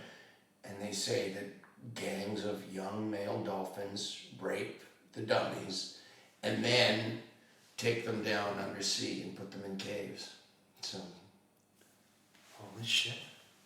They use like the car crash ones. Like proper endurance, man. yeah. I think you'd have to be pretty humorless to get raped by a dolphin. I think anyone with any kind of love in their heart would get into it. Yeah. Yeah, you know, it's not going to happen again. Yeah. You know, see it for what it is. That's, I can't believe he made it past at me. It's a dolphin. yeah, and think about it. Like, you're not hot to a dolphin. Yeah. You're this hairy thing that can't swim very well. It would be like if you think about it, like think about a fish flopping around on the deck of a dock. That's what we are to dolphins in the water, but they can still see inside our souls and see something to love. Yeah. And we call them bad names and Also, feed them to Japanese people. do they necessarily think those models are people, or do they just think they're models? I mean, if I lived in the middle of nowhere and a fucking model of a dolphin landed from the sky, I might fuck it. Well, that's I okay. might even hide it in the cave. I don't want any of the other assholes around here to fuck my dolphin model. That's right. I think it just means they're maybe smarter than we thought. Yeah. Well, they're the only one of the only other animals that kills for fun. Do they? Yep. I thought they were like the good guys, man. The dolphins. I think they have the capability of being good, but like any sort of higher intelligence, it's not always so black and white. They also have, I think a lot of the dolphin rapes are juvenile males. Yeah. Sometimes it happens with elephants. Elephants rape rhinos to death when they're young. But that is attributed to the shooting of the sort of alpha elephants, the alpha fins, as they call them when they're trying to save time. When you shoot them, and this happens in wolf packs too, when you shoot the leaders, the youth don't know how to behave, and that's when you start getting weird little things like that happening because they don't have anybody to steady the hand. Maybe that's what's happened in our society, man. They kill fucking, Malcolm X and fucking Martin Luther King and Kennedy and fucking John Lennon, and everybody that comes along gets fucking bumped off, and eventually now we're just this fucking gang raping fucking dolphin minded. Now we're dropping fucking human models to dolphins to watch them fuck them, fucking murderous society. Yeah, only John Lennon would have approved of all the people that have died. I think Lennon would have been into it.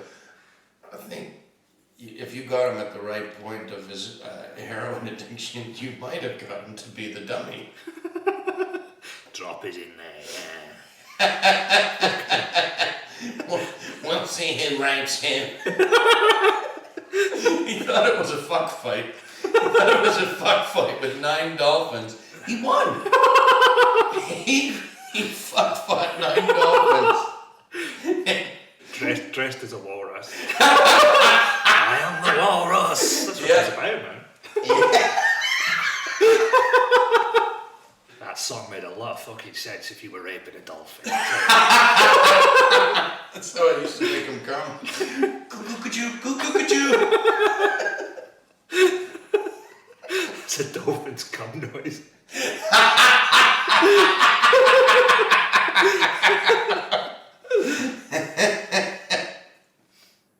What else are we talking about?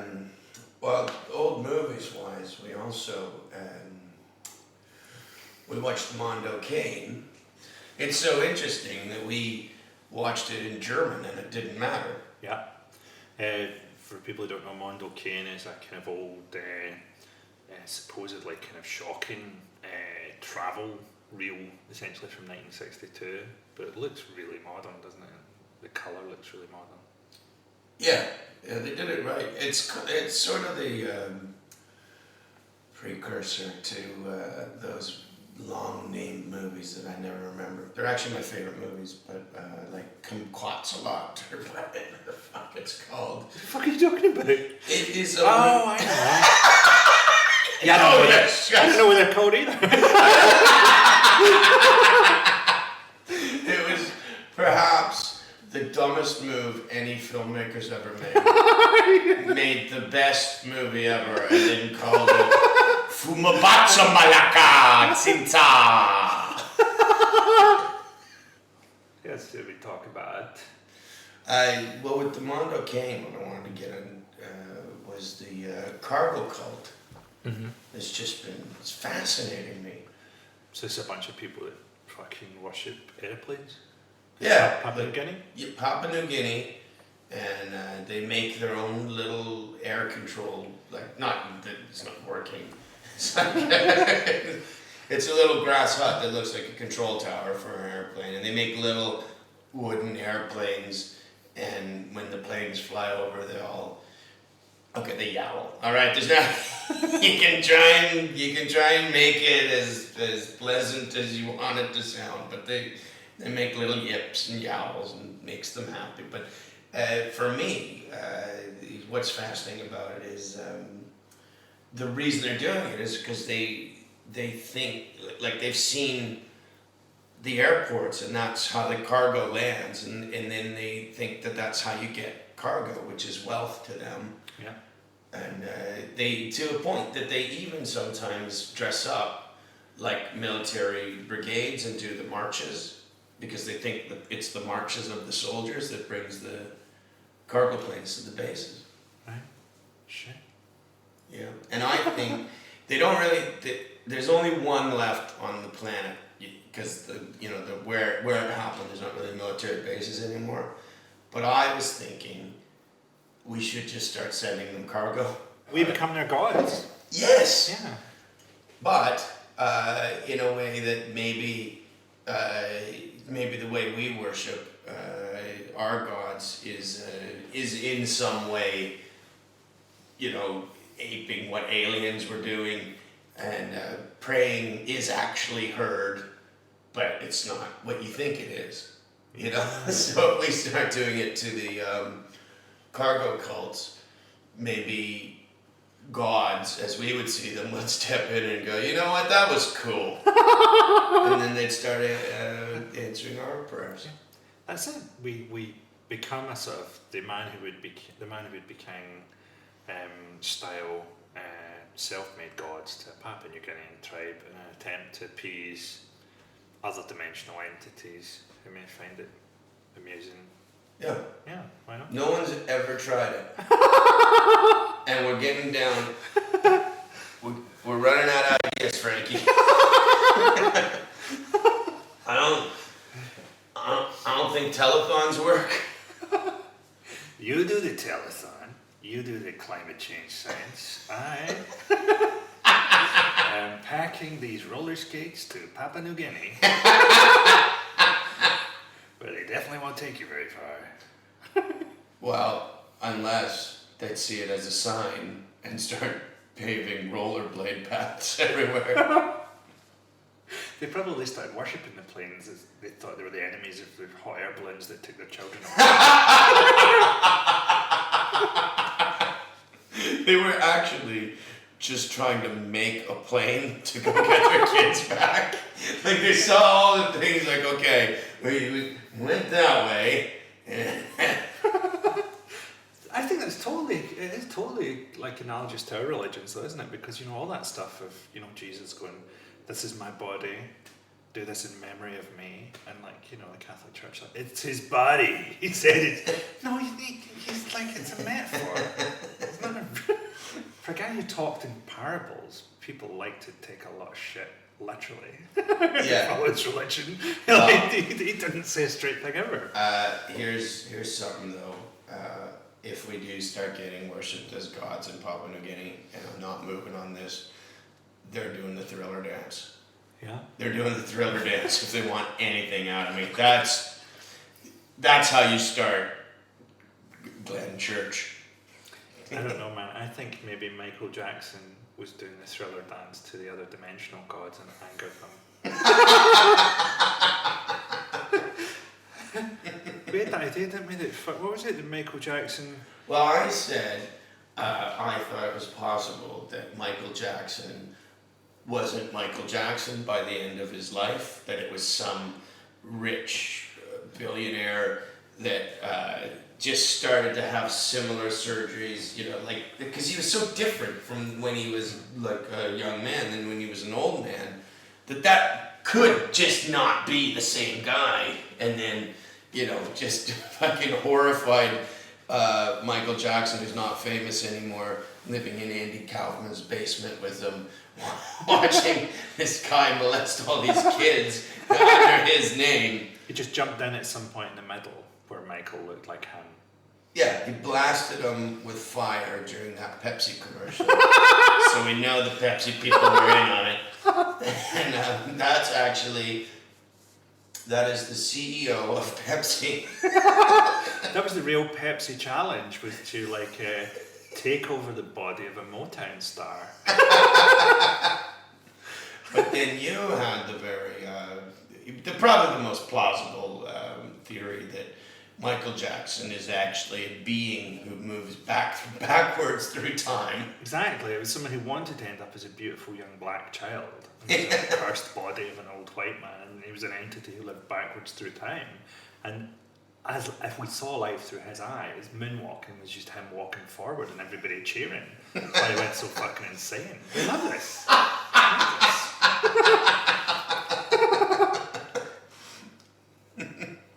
So yeah, that theory will play another large role in our Papua New Guinea religion. That is accepted right off the bat. Michael Jackson moves backwards through time. Well, that's the starting point. Everything's got to have a strong foundation. And in Earth Song, that's his like Old Testament God. That's him actually destroying the world through song. Strike fear into them. Then we've got both elements. Got enough. Well, I mean, he's aware of his flaws. I mean, he's bad. Yeah. He knows it.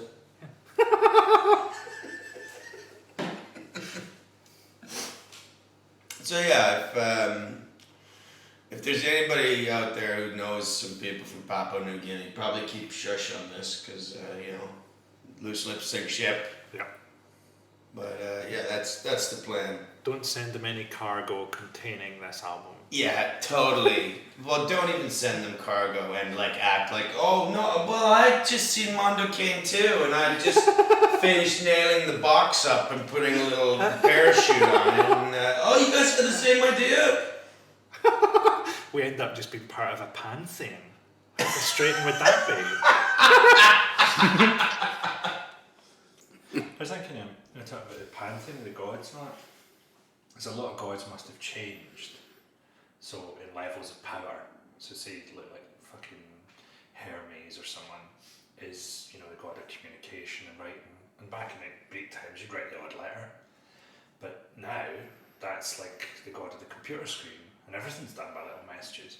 And Hermes has sacrifices to him all the time because people ejaculate in front of the computer screen and sacrifice like millions of human lives every day, billions. So he's now super powerful, and he's gone from being like this minor god to he probably wanders about trying to pick fights in other pantheons. Well, yeah, he wasn't ready for it. You know, look, he took a small salary to work as just a minor god. It was, you know, how much are these people gonna write? Not much at all. And now he's stuck with it. He's off his feet. Same as the god of harvest ever since Monsanto got involved.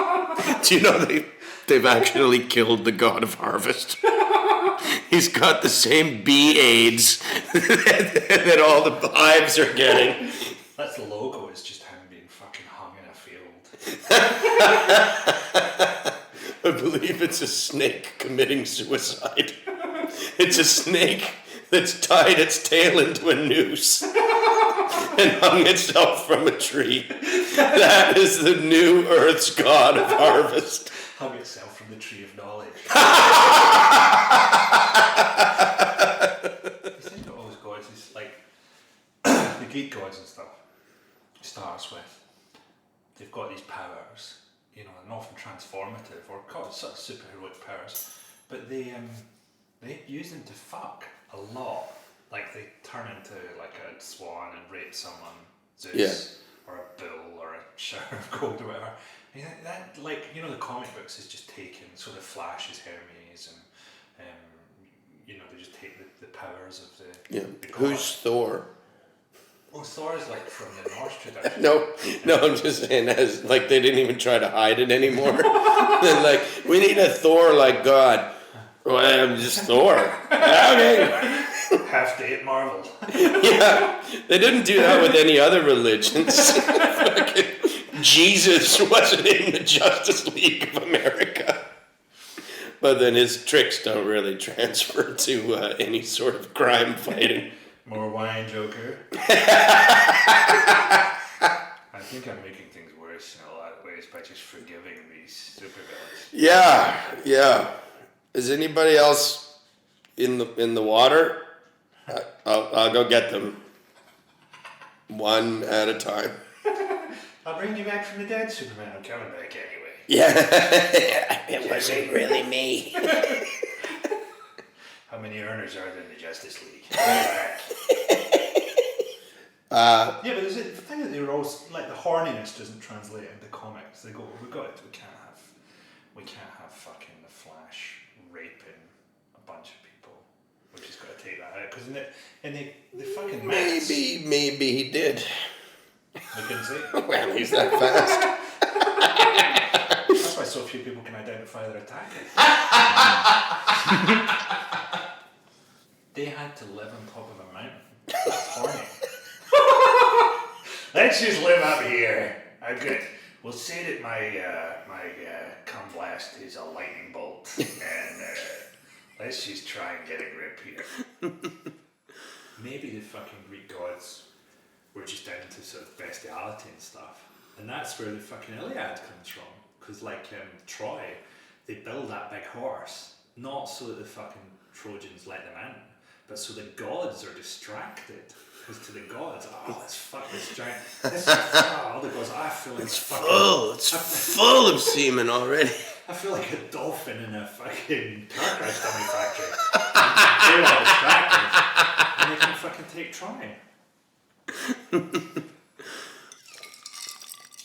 That bitch with snakes in her head turned my shit to stone, baby. Oh yeah. Oh God. It's just a wig they made women wear. Yeah. Can't get hard without it. I think, you know, everything gets toned down just by the nature of fucking life. If the gods are like shagging people as swans and bulls and all that stuff, there's probably a bunch of stories that got lost in the Victorian period. Yeah. Zeus just runs a gerbil up his ass. YOLO. Yes, Except me. Well, I had this idea, the Fantastic Four, that Invisible Woman wasn't really invisible. They were just really, really sexist. Yeah, she uses her power in meetings. Mr. Fantastic's like, she uses it every time I come. She turns invisible. And when she's on her period. Yeah. Anytime there's a suggestion to be made,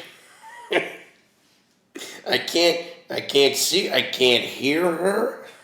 Anytime somebody should question my authority, whoa, there she goes again. You know, invisibility and silence aren't linked, right? Did you hear something? Yeah. This idea as well that fucking they want to get other people into the group because they really love playing like rock, paper, scissors. Fucking it's only Mr. Stretch, his paper, and the thing. And they're always like trying to get like, let's get those two one-armed samurais. And the other two like, we don't need them. If I can help us fight Galactus, like two disabled samurai, it'll be good. He's just playing rock, paper, scissors. We'll get new outfits out of it. Captain Switzerland, which we love like a wee fucking pair of scissors that's come out of it. Get Captain Switzerland into the team, man.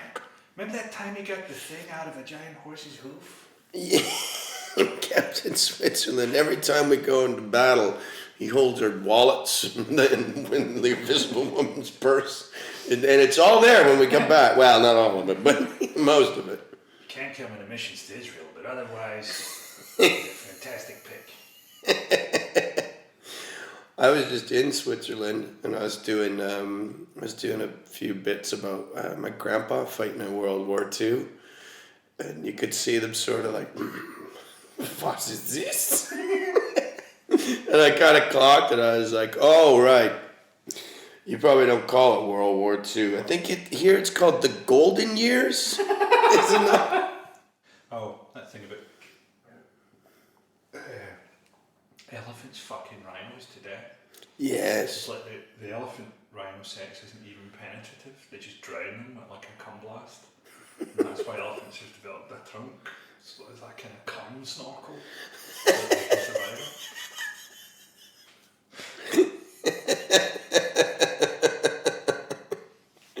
Fucking a rhino to death. That's gonna. I mean, it's horrible, but at the same time, you've got to feel pretty good about yourself for the rest of the day. Yeah. Yeah. I mean, there's no rules in nature. No, you don't even have an inkling that you've done something wrong. You just think you've done something really right. That'd be an amazing rape defense. No rules in nature. Over the course of these 3 days, we're going to present a case about why I'm part of the natural order. I think if you're one of the beasts of the wild and you end up in court, don't talk. Yeah. The less you can appear to understand what's going on, the better it's going to go for you. Because if Your Honor, I'd like to defend myself. My lawyer here, the talking dachshund, has a point, but... The thing is, if you're an elephant, you've got to answer every question, haven't you? I don't remember. Objection, he's an elephant. Yeah. Did you see the Facebook thing? They made that family famous. Fucking hell, man, that was bleak. Yeah, they shot an elephant that was eating. Like it was so not a threat to them. It had a tree in its mouth. You know. Why was he wearing camouflage? Is the fucking elephant going to shoot back?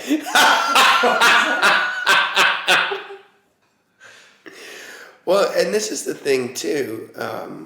I think it just comes down to that picture now too, because I don't know what you can do with a dead elephant. I mean, I know what I would do. But like, has the house got new waste paper baskets? We got a 4-bedroom, everybody gets one, and then the wife gets a cum snorkel because I almost killed her. I always just think fucking anything with American, like any time you just go, oh, what's that? And then you go, oh, they kill kids. Just like, you just got to remember that baseline of America. They kill a lot of fucking kids across the world, hundreds of thousands a year, so they'll fucking do anything. But the thing with that is, like, hunters, so they're falling on from a system that used to be there. Do you know what I mean? So like, hunters back in the day were part of the conservation system. So much as it's fucking morally repugnant to us now, and you wouldn't condone it, those people who pioneered hunting were also intricately linked with conserving wildlife. So there would have been a time for that, but those guys are just now on the tail end of fucking fault. So what they are, they're a fucking cargo cult. That's what they are, man. They're a cargo cult. And the more you follow through, that's fucking everything in life. Relationships are cargo cult. You just follow what your fucking My dad did this, and he seemed to be alright up until his fucking shotgun suicide. And so I just keep on hoping the cargo's gonna fall from the sky and fucking kill me. Have your parents started to get candid about their thoughts of life to you? Oh, they were like that from when I was a kid. Well, that's what happened. Yeah. Exactly what happened. There's only so many times that your fucking parents can talk to you about longing for death before it seeps into you. Yours or theirs? Generally their own. Yeah, you know, they say the worst thing a parent can have is to see the death of their child. I don't agree, Frankie. Now go get that balloon from that tree. Butter your hands. I don't agree, Frankie. I used to agree, but since I got this hangnail, I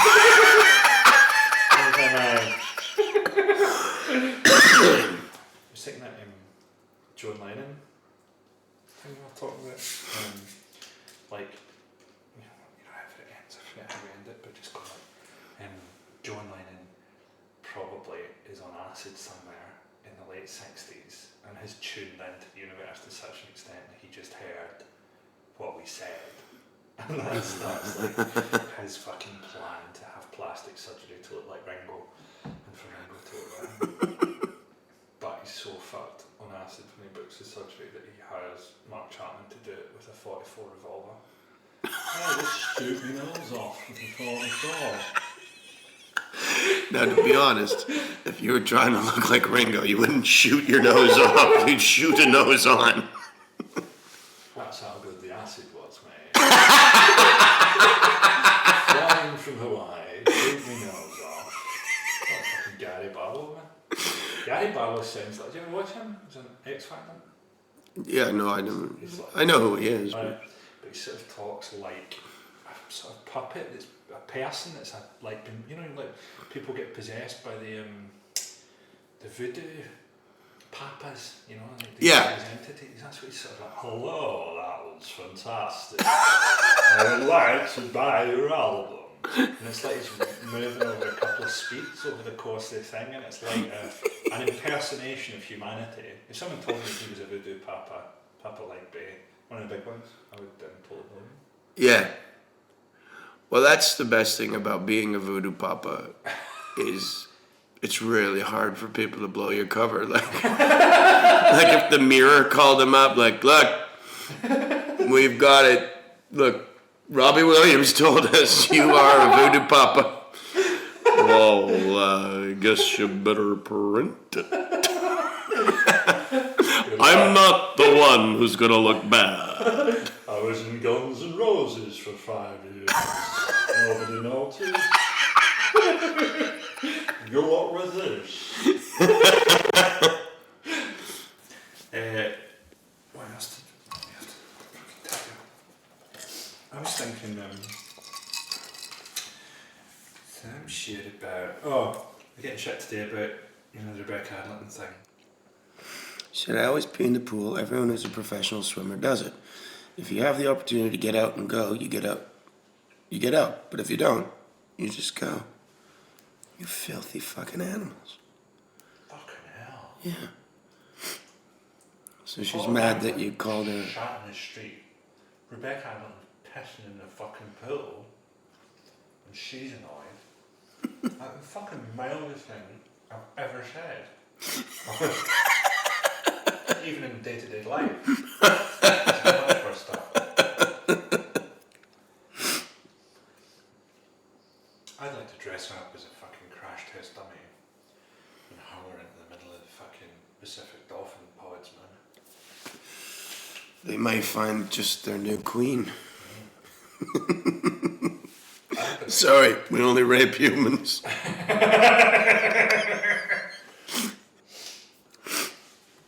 I can't. She pees in the pool. I don't know. I think it's pretty. You can't start crying about something you said you were cool about 3 years later when your star is on the dip. And then you gotta bleat to anybody. Well, first of all, you're not famous because you're on I'm a Celebrity, so one of the most misnamed shows ever. If I was a celebrity, I wouldn't be in here. Yeah, I do think they've got access to booze and cocaine, though, because we'd see a pretty different side of those people if you put them in the jungle for 2 weeks. It'd be a lot of shaking and talking about their moms. I think, once the cameras go away, they must just break out a crate of fucking scotch and Kit Kats and stuff. I mean, those people can barely hold it together when they've got a fucking latte in front of them. Never mind like out in the fucking jungle. Yeah, they'd run into the jungle and die looking for a bar. The same way so many of my other family members have passed away. Why do we live beside that jungle? And why don't we make it more clear growing up that there's no bar in there? Yeah, well, it's starting to be like that with entertainment now too. Even the people who are perceived as rebels are just fucking performing to people who agree with them. Strutting around like a goddamn rooster because you managed to make a theater full of other fucking idiots clap. Well, they're fooling people the way they used to fool people who blindly believed in Christianity. Yeah, but instead of Jesus, it's them. I know. There's no big guy reveal here. I'm the big guy. Yeah. And it's just fucking anytime there's like fucking celebrities and politics and stuff like that, you always think, well, the intention can be as pure as you like, right? So sometimes it's narcissism, sometimes it's fucking genuine. I think Russell Brand's thing about politics is genuine, right? Wow. Ultimately, what it comes down to is fucking, you've recognised there's a big problem and you're assembling the worst super team ever. Let's get Liberace and Evil Knievel and Johnny Weissmuller's skeleton and what was that dog? The littlest hobo dog. Just fucking almost useless. Not a series of fucking economists and planners. The thinkers. What about, here's a radical thing. What about listening to those people for a bit? What about listening to that guy that wrote Debt the First 5,000 Years? Yeah. No, we need, hopefully the answer is in a mirror. That's where these douchebags have been looking since they were 15 years old, sucking their cheeks in, putting on spangly things. And you know what else? No, don't tell me anything else. Play the fucking piano or whatever it is you do. I think it would be good if like a fucking a really self-aware political comedian just did a show about why you should read books. Okay, you really need to read a lot of stuff. There is a thing with that though, where my girlfriend now, from the start, is like to me, what are you doing? Clubbing some 25-year-old cunt that can't really read on the internet. And I'm sort of like, well, you're walking through the desert. Because he sort of threatened me with violence. That's how it started. For a really innocuous joke. Yeah. And so you walk through the desert and you see a snake and you kick the snake. It's gonna fucking bite you. I am a snake. And then you bit her. She doesn't talk about Arthur anymore. It's a long drive out to the desert, I'll tell you. And snake costumes are hot. Good ones. Good ones are hot. Well, here's the thing. I went to innocently buy a winter jacket with my nieces, which you'd think is not... It's not going to get you in any trouble at all. I don't know, I considered that you might get in trouble. Well, here's the whole thing of it is I've now stopped even trying to blame the situation. Like, if the buying of a winter coat with your nieces turns out to you coming home a bit drunk, who do you think the root of that problem is? I've never believed you have nieces. I have to see the old nieces. All right, so 3 o'clock in the morning, your nieces need to borrow 400 pounds. So yes, I remembered in the middle of jacket shopping that you were going to that movie, so I called, and then that wasn't going on. And she said, well, have you been to the Grosvenor Theatre? Very close by here. And I thought to myself still, because I have a big thing to do tomorrow. I have my DVD recording. So my only stipulation today was not to drink and get out of control. That is one pub-filled street, to put a cinema on. This job's gonna be a cinch, boys. Yeah. Is there a catch? Well, only one, but it's not gonna be a problem for you, Glenn. Yeah. I should have known when a Japanese game show tried to see if I could do it.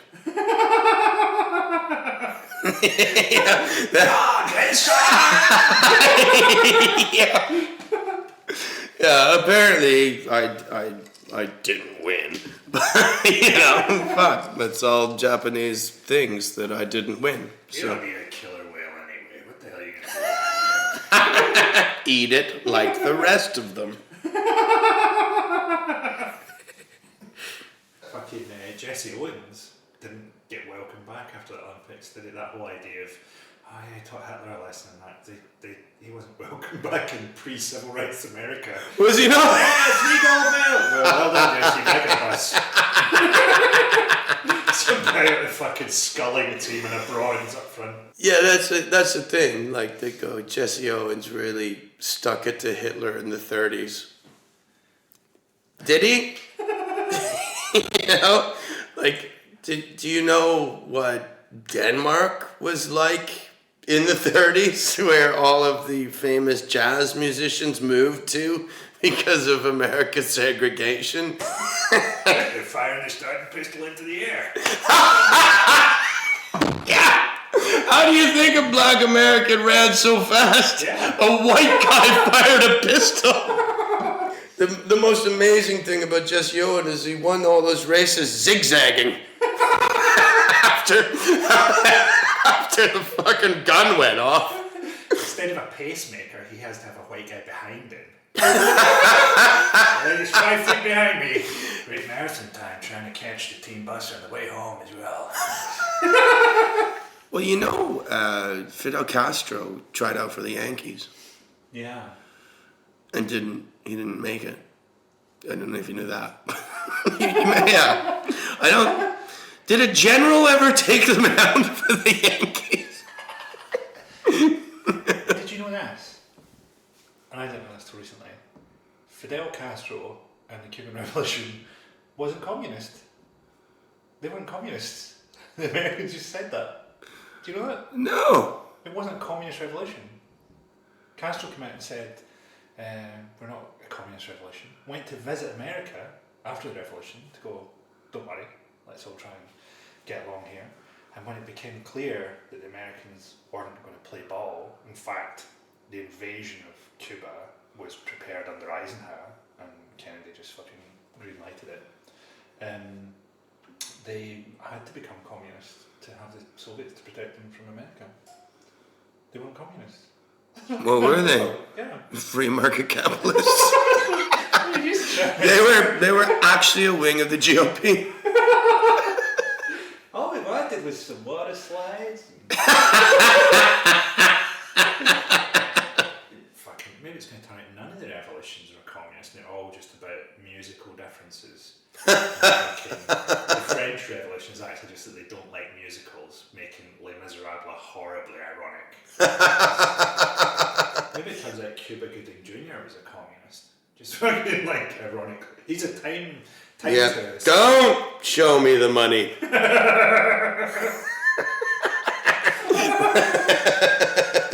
Is that the thing about like the Americans that are going about Russia and all the horrors of the Russian Empire, right? The Soviet era bloc. But actually, it's much worse in America. It's just that we don't hear about America's crimes and the places that went into, like El Salvador or Nicaragua, where it's just off the radar for us, you know. So when that Archbishop Romero gets shot in, they're fighting liberation theology, essentially, Americans, and they execute that Archbishop. If that had happened in the Eastern Bloc, that would be like the most famous. That would be like fucking moon landings. It would be like Scarlett Johansson had done a sex tape with a fucking pterodactyl, man. The level that it would be in our mind. We have so many fucking jokes about that.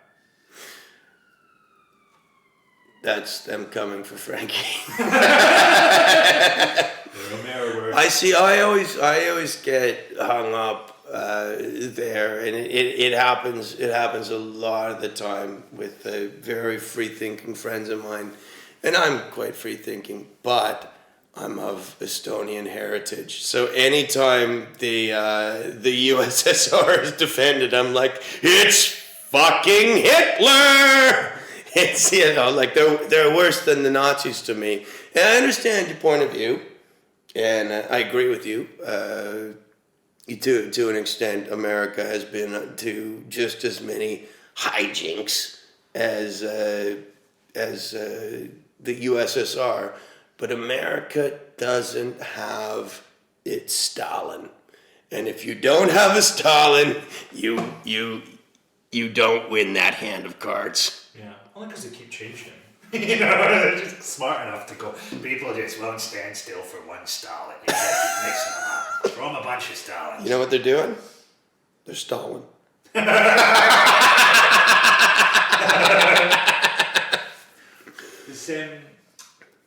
That thing was where they're fighting. So the American forces talked in the 90s about like their history as having fought liberation theology in Central America. And he's like, what kind of fucking armed force talks about that? So yeah, we took on Hitler, kicked his ass, and then there was like the Middle East, Iraq, Afghanistan, and in between we fought the Catholic Church in South America. I tell you what, a war against radical pacifists, that's the war you want, man. Do you know a lot of Americans believe World War II to be fought against Russia? Really? Yeah, and they believe that they defeated Russia in World War II and not that Russia won World War II. And for some reason, they lost a bunch of fucking scientists to America. Like they saw what Russia was up to, and the scientists went, "We will come fight for you. You want to know things? We know things. All right, Charles Johnson, here's your passport." Oh, fucking Operation Paperclip. So that's Yes. That's it. That's where they gave all the German scientists new identities. Yeah. If you'd spent your last 3 years in a concentration camp putting in glass fucking vertebrae into screaming people, and then they're like, all right, you're a genius, you're a bad boy, but you're a genius. You want to go to California, or do you want to go to Russia? Everybody's been surfing! So every time you see fucking one of those things that's like, just a thimble full of human blood from the colon could paint a barn, or your intestines will stretch 3 times around the moon. It's like Nazi science. That was definitely one of their goalies. Do you know that if you took your intestines out, wrapped them around 2 trees, and shot yourself into the distance, that it would take you in half an hour to come back? Nazi Science Theater. That's Professor Mengele. He's actually the guy behind the Guinness Book of Records. The real Guinness Book of World Records. How long is it going to take them to find me? I mean, this is some kind of record in itself, and I can't even print it. You know? Yeah. You You know, want- for like 100 fucking years. Do you want to know how tall the actual tallest man was? Once we got through with him. We tied that V2 to his ear. Don't worry, he was a gypsy.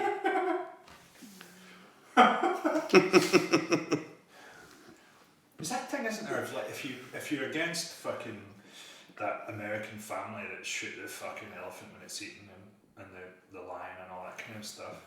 The fuck aren't you against the American army for? How much fucking as helpless is like some fucking shepherd that they're mowing down with a fucking 60 in Afghanistan. And you know, they pose for the photos and do all the same stuff. It's the same fucking deal, man. Liberation theology now is, maybe that's why fucking Americans hate Islam so much, is that they spent the 80s fighting against Catholicism, and that was a lot easier. It was just like, you know, just turn the other cheek. You know what that gives me? A cheek shot. Right, cheek shot right there. They actually- Muslims are fighting back. They painted the other cheek by radar. Can you imagine if you turned the other cheek on someone with an access to drones? You'd think they'd get asked about that more often, or that would come up, you know, in fact, like, you killed a lot of fucking priests and had a lot of death squads, and fucking, you didn't even fund it properly, that was the scandal. Actually, there was some underhand accounting going on in your murder combine harvest that you said across Central America there. And, you know, just never, you think about it, I think that would come up more often.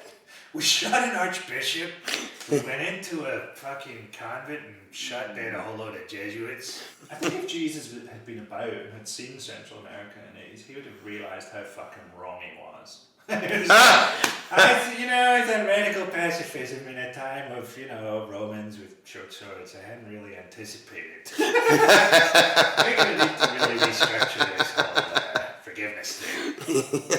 There's a fucking great James Baldwin speech who talks about something I've never considered, right? But he's basically, the thrust of the speech is, he goes,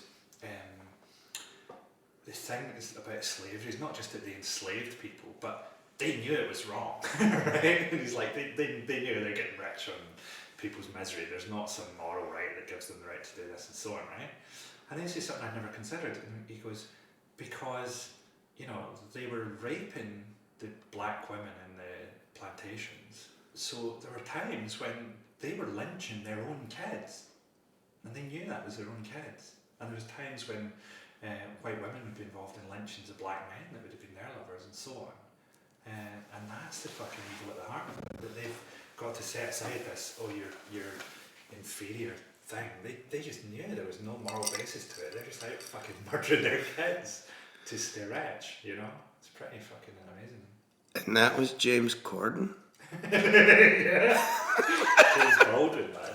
Yeah, I know. I heard you the first time. I threw a James Corden in just to make sure it makes it into the cut.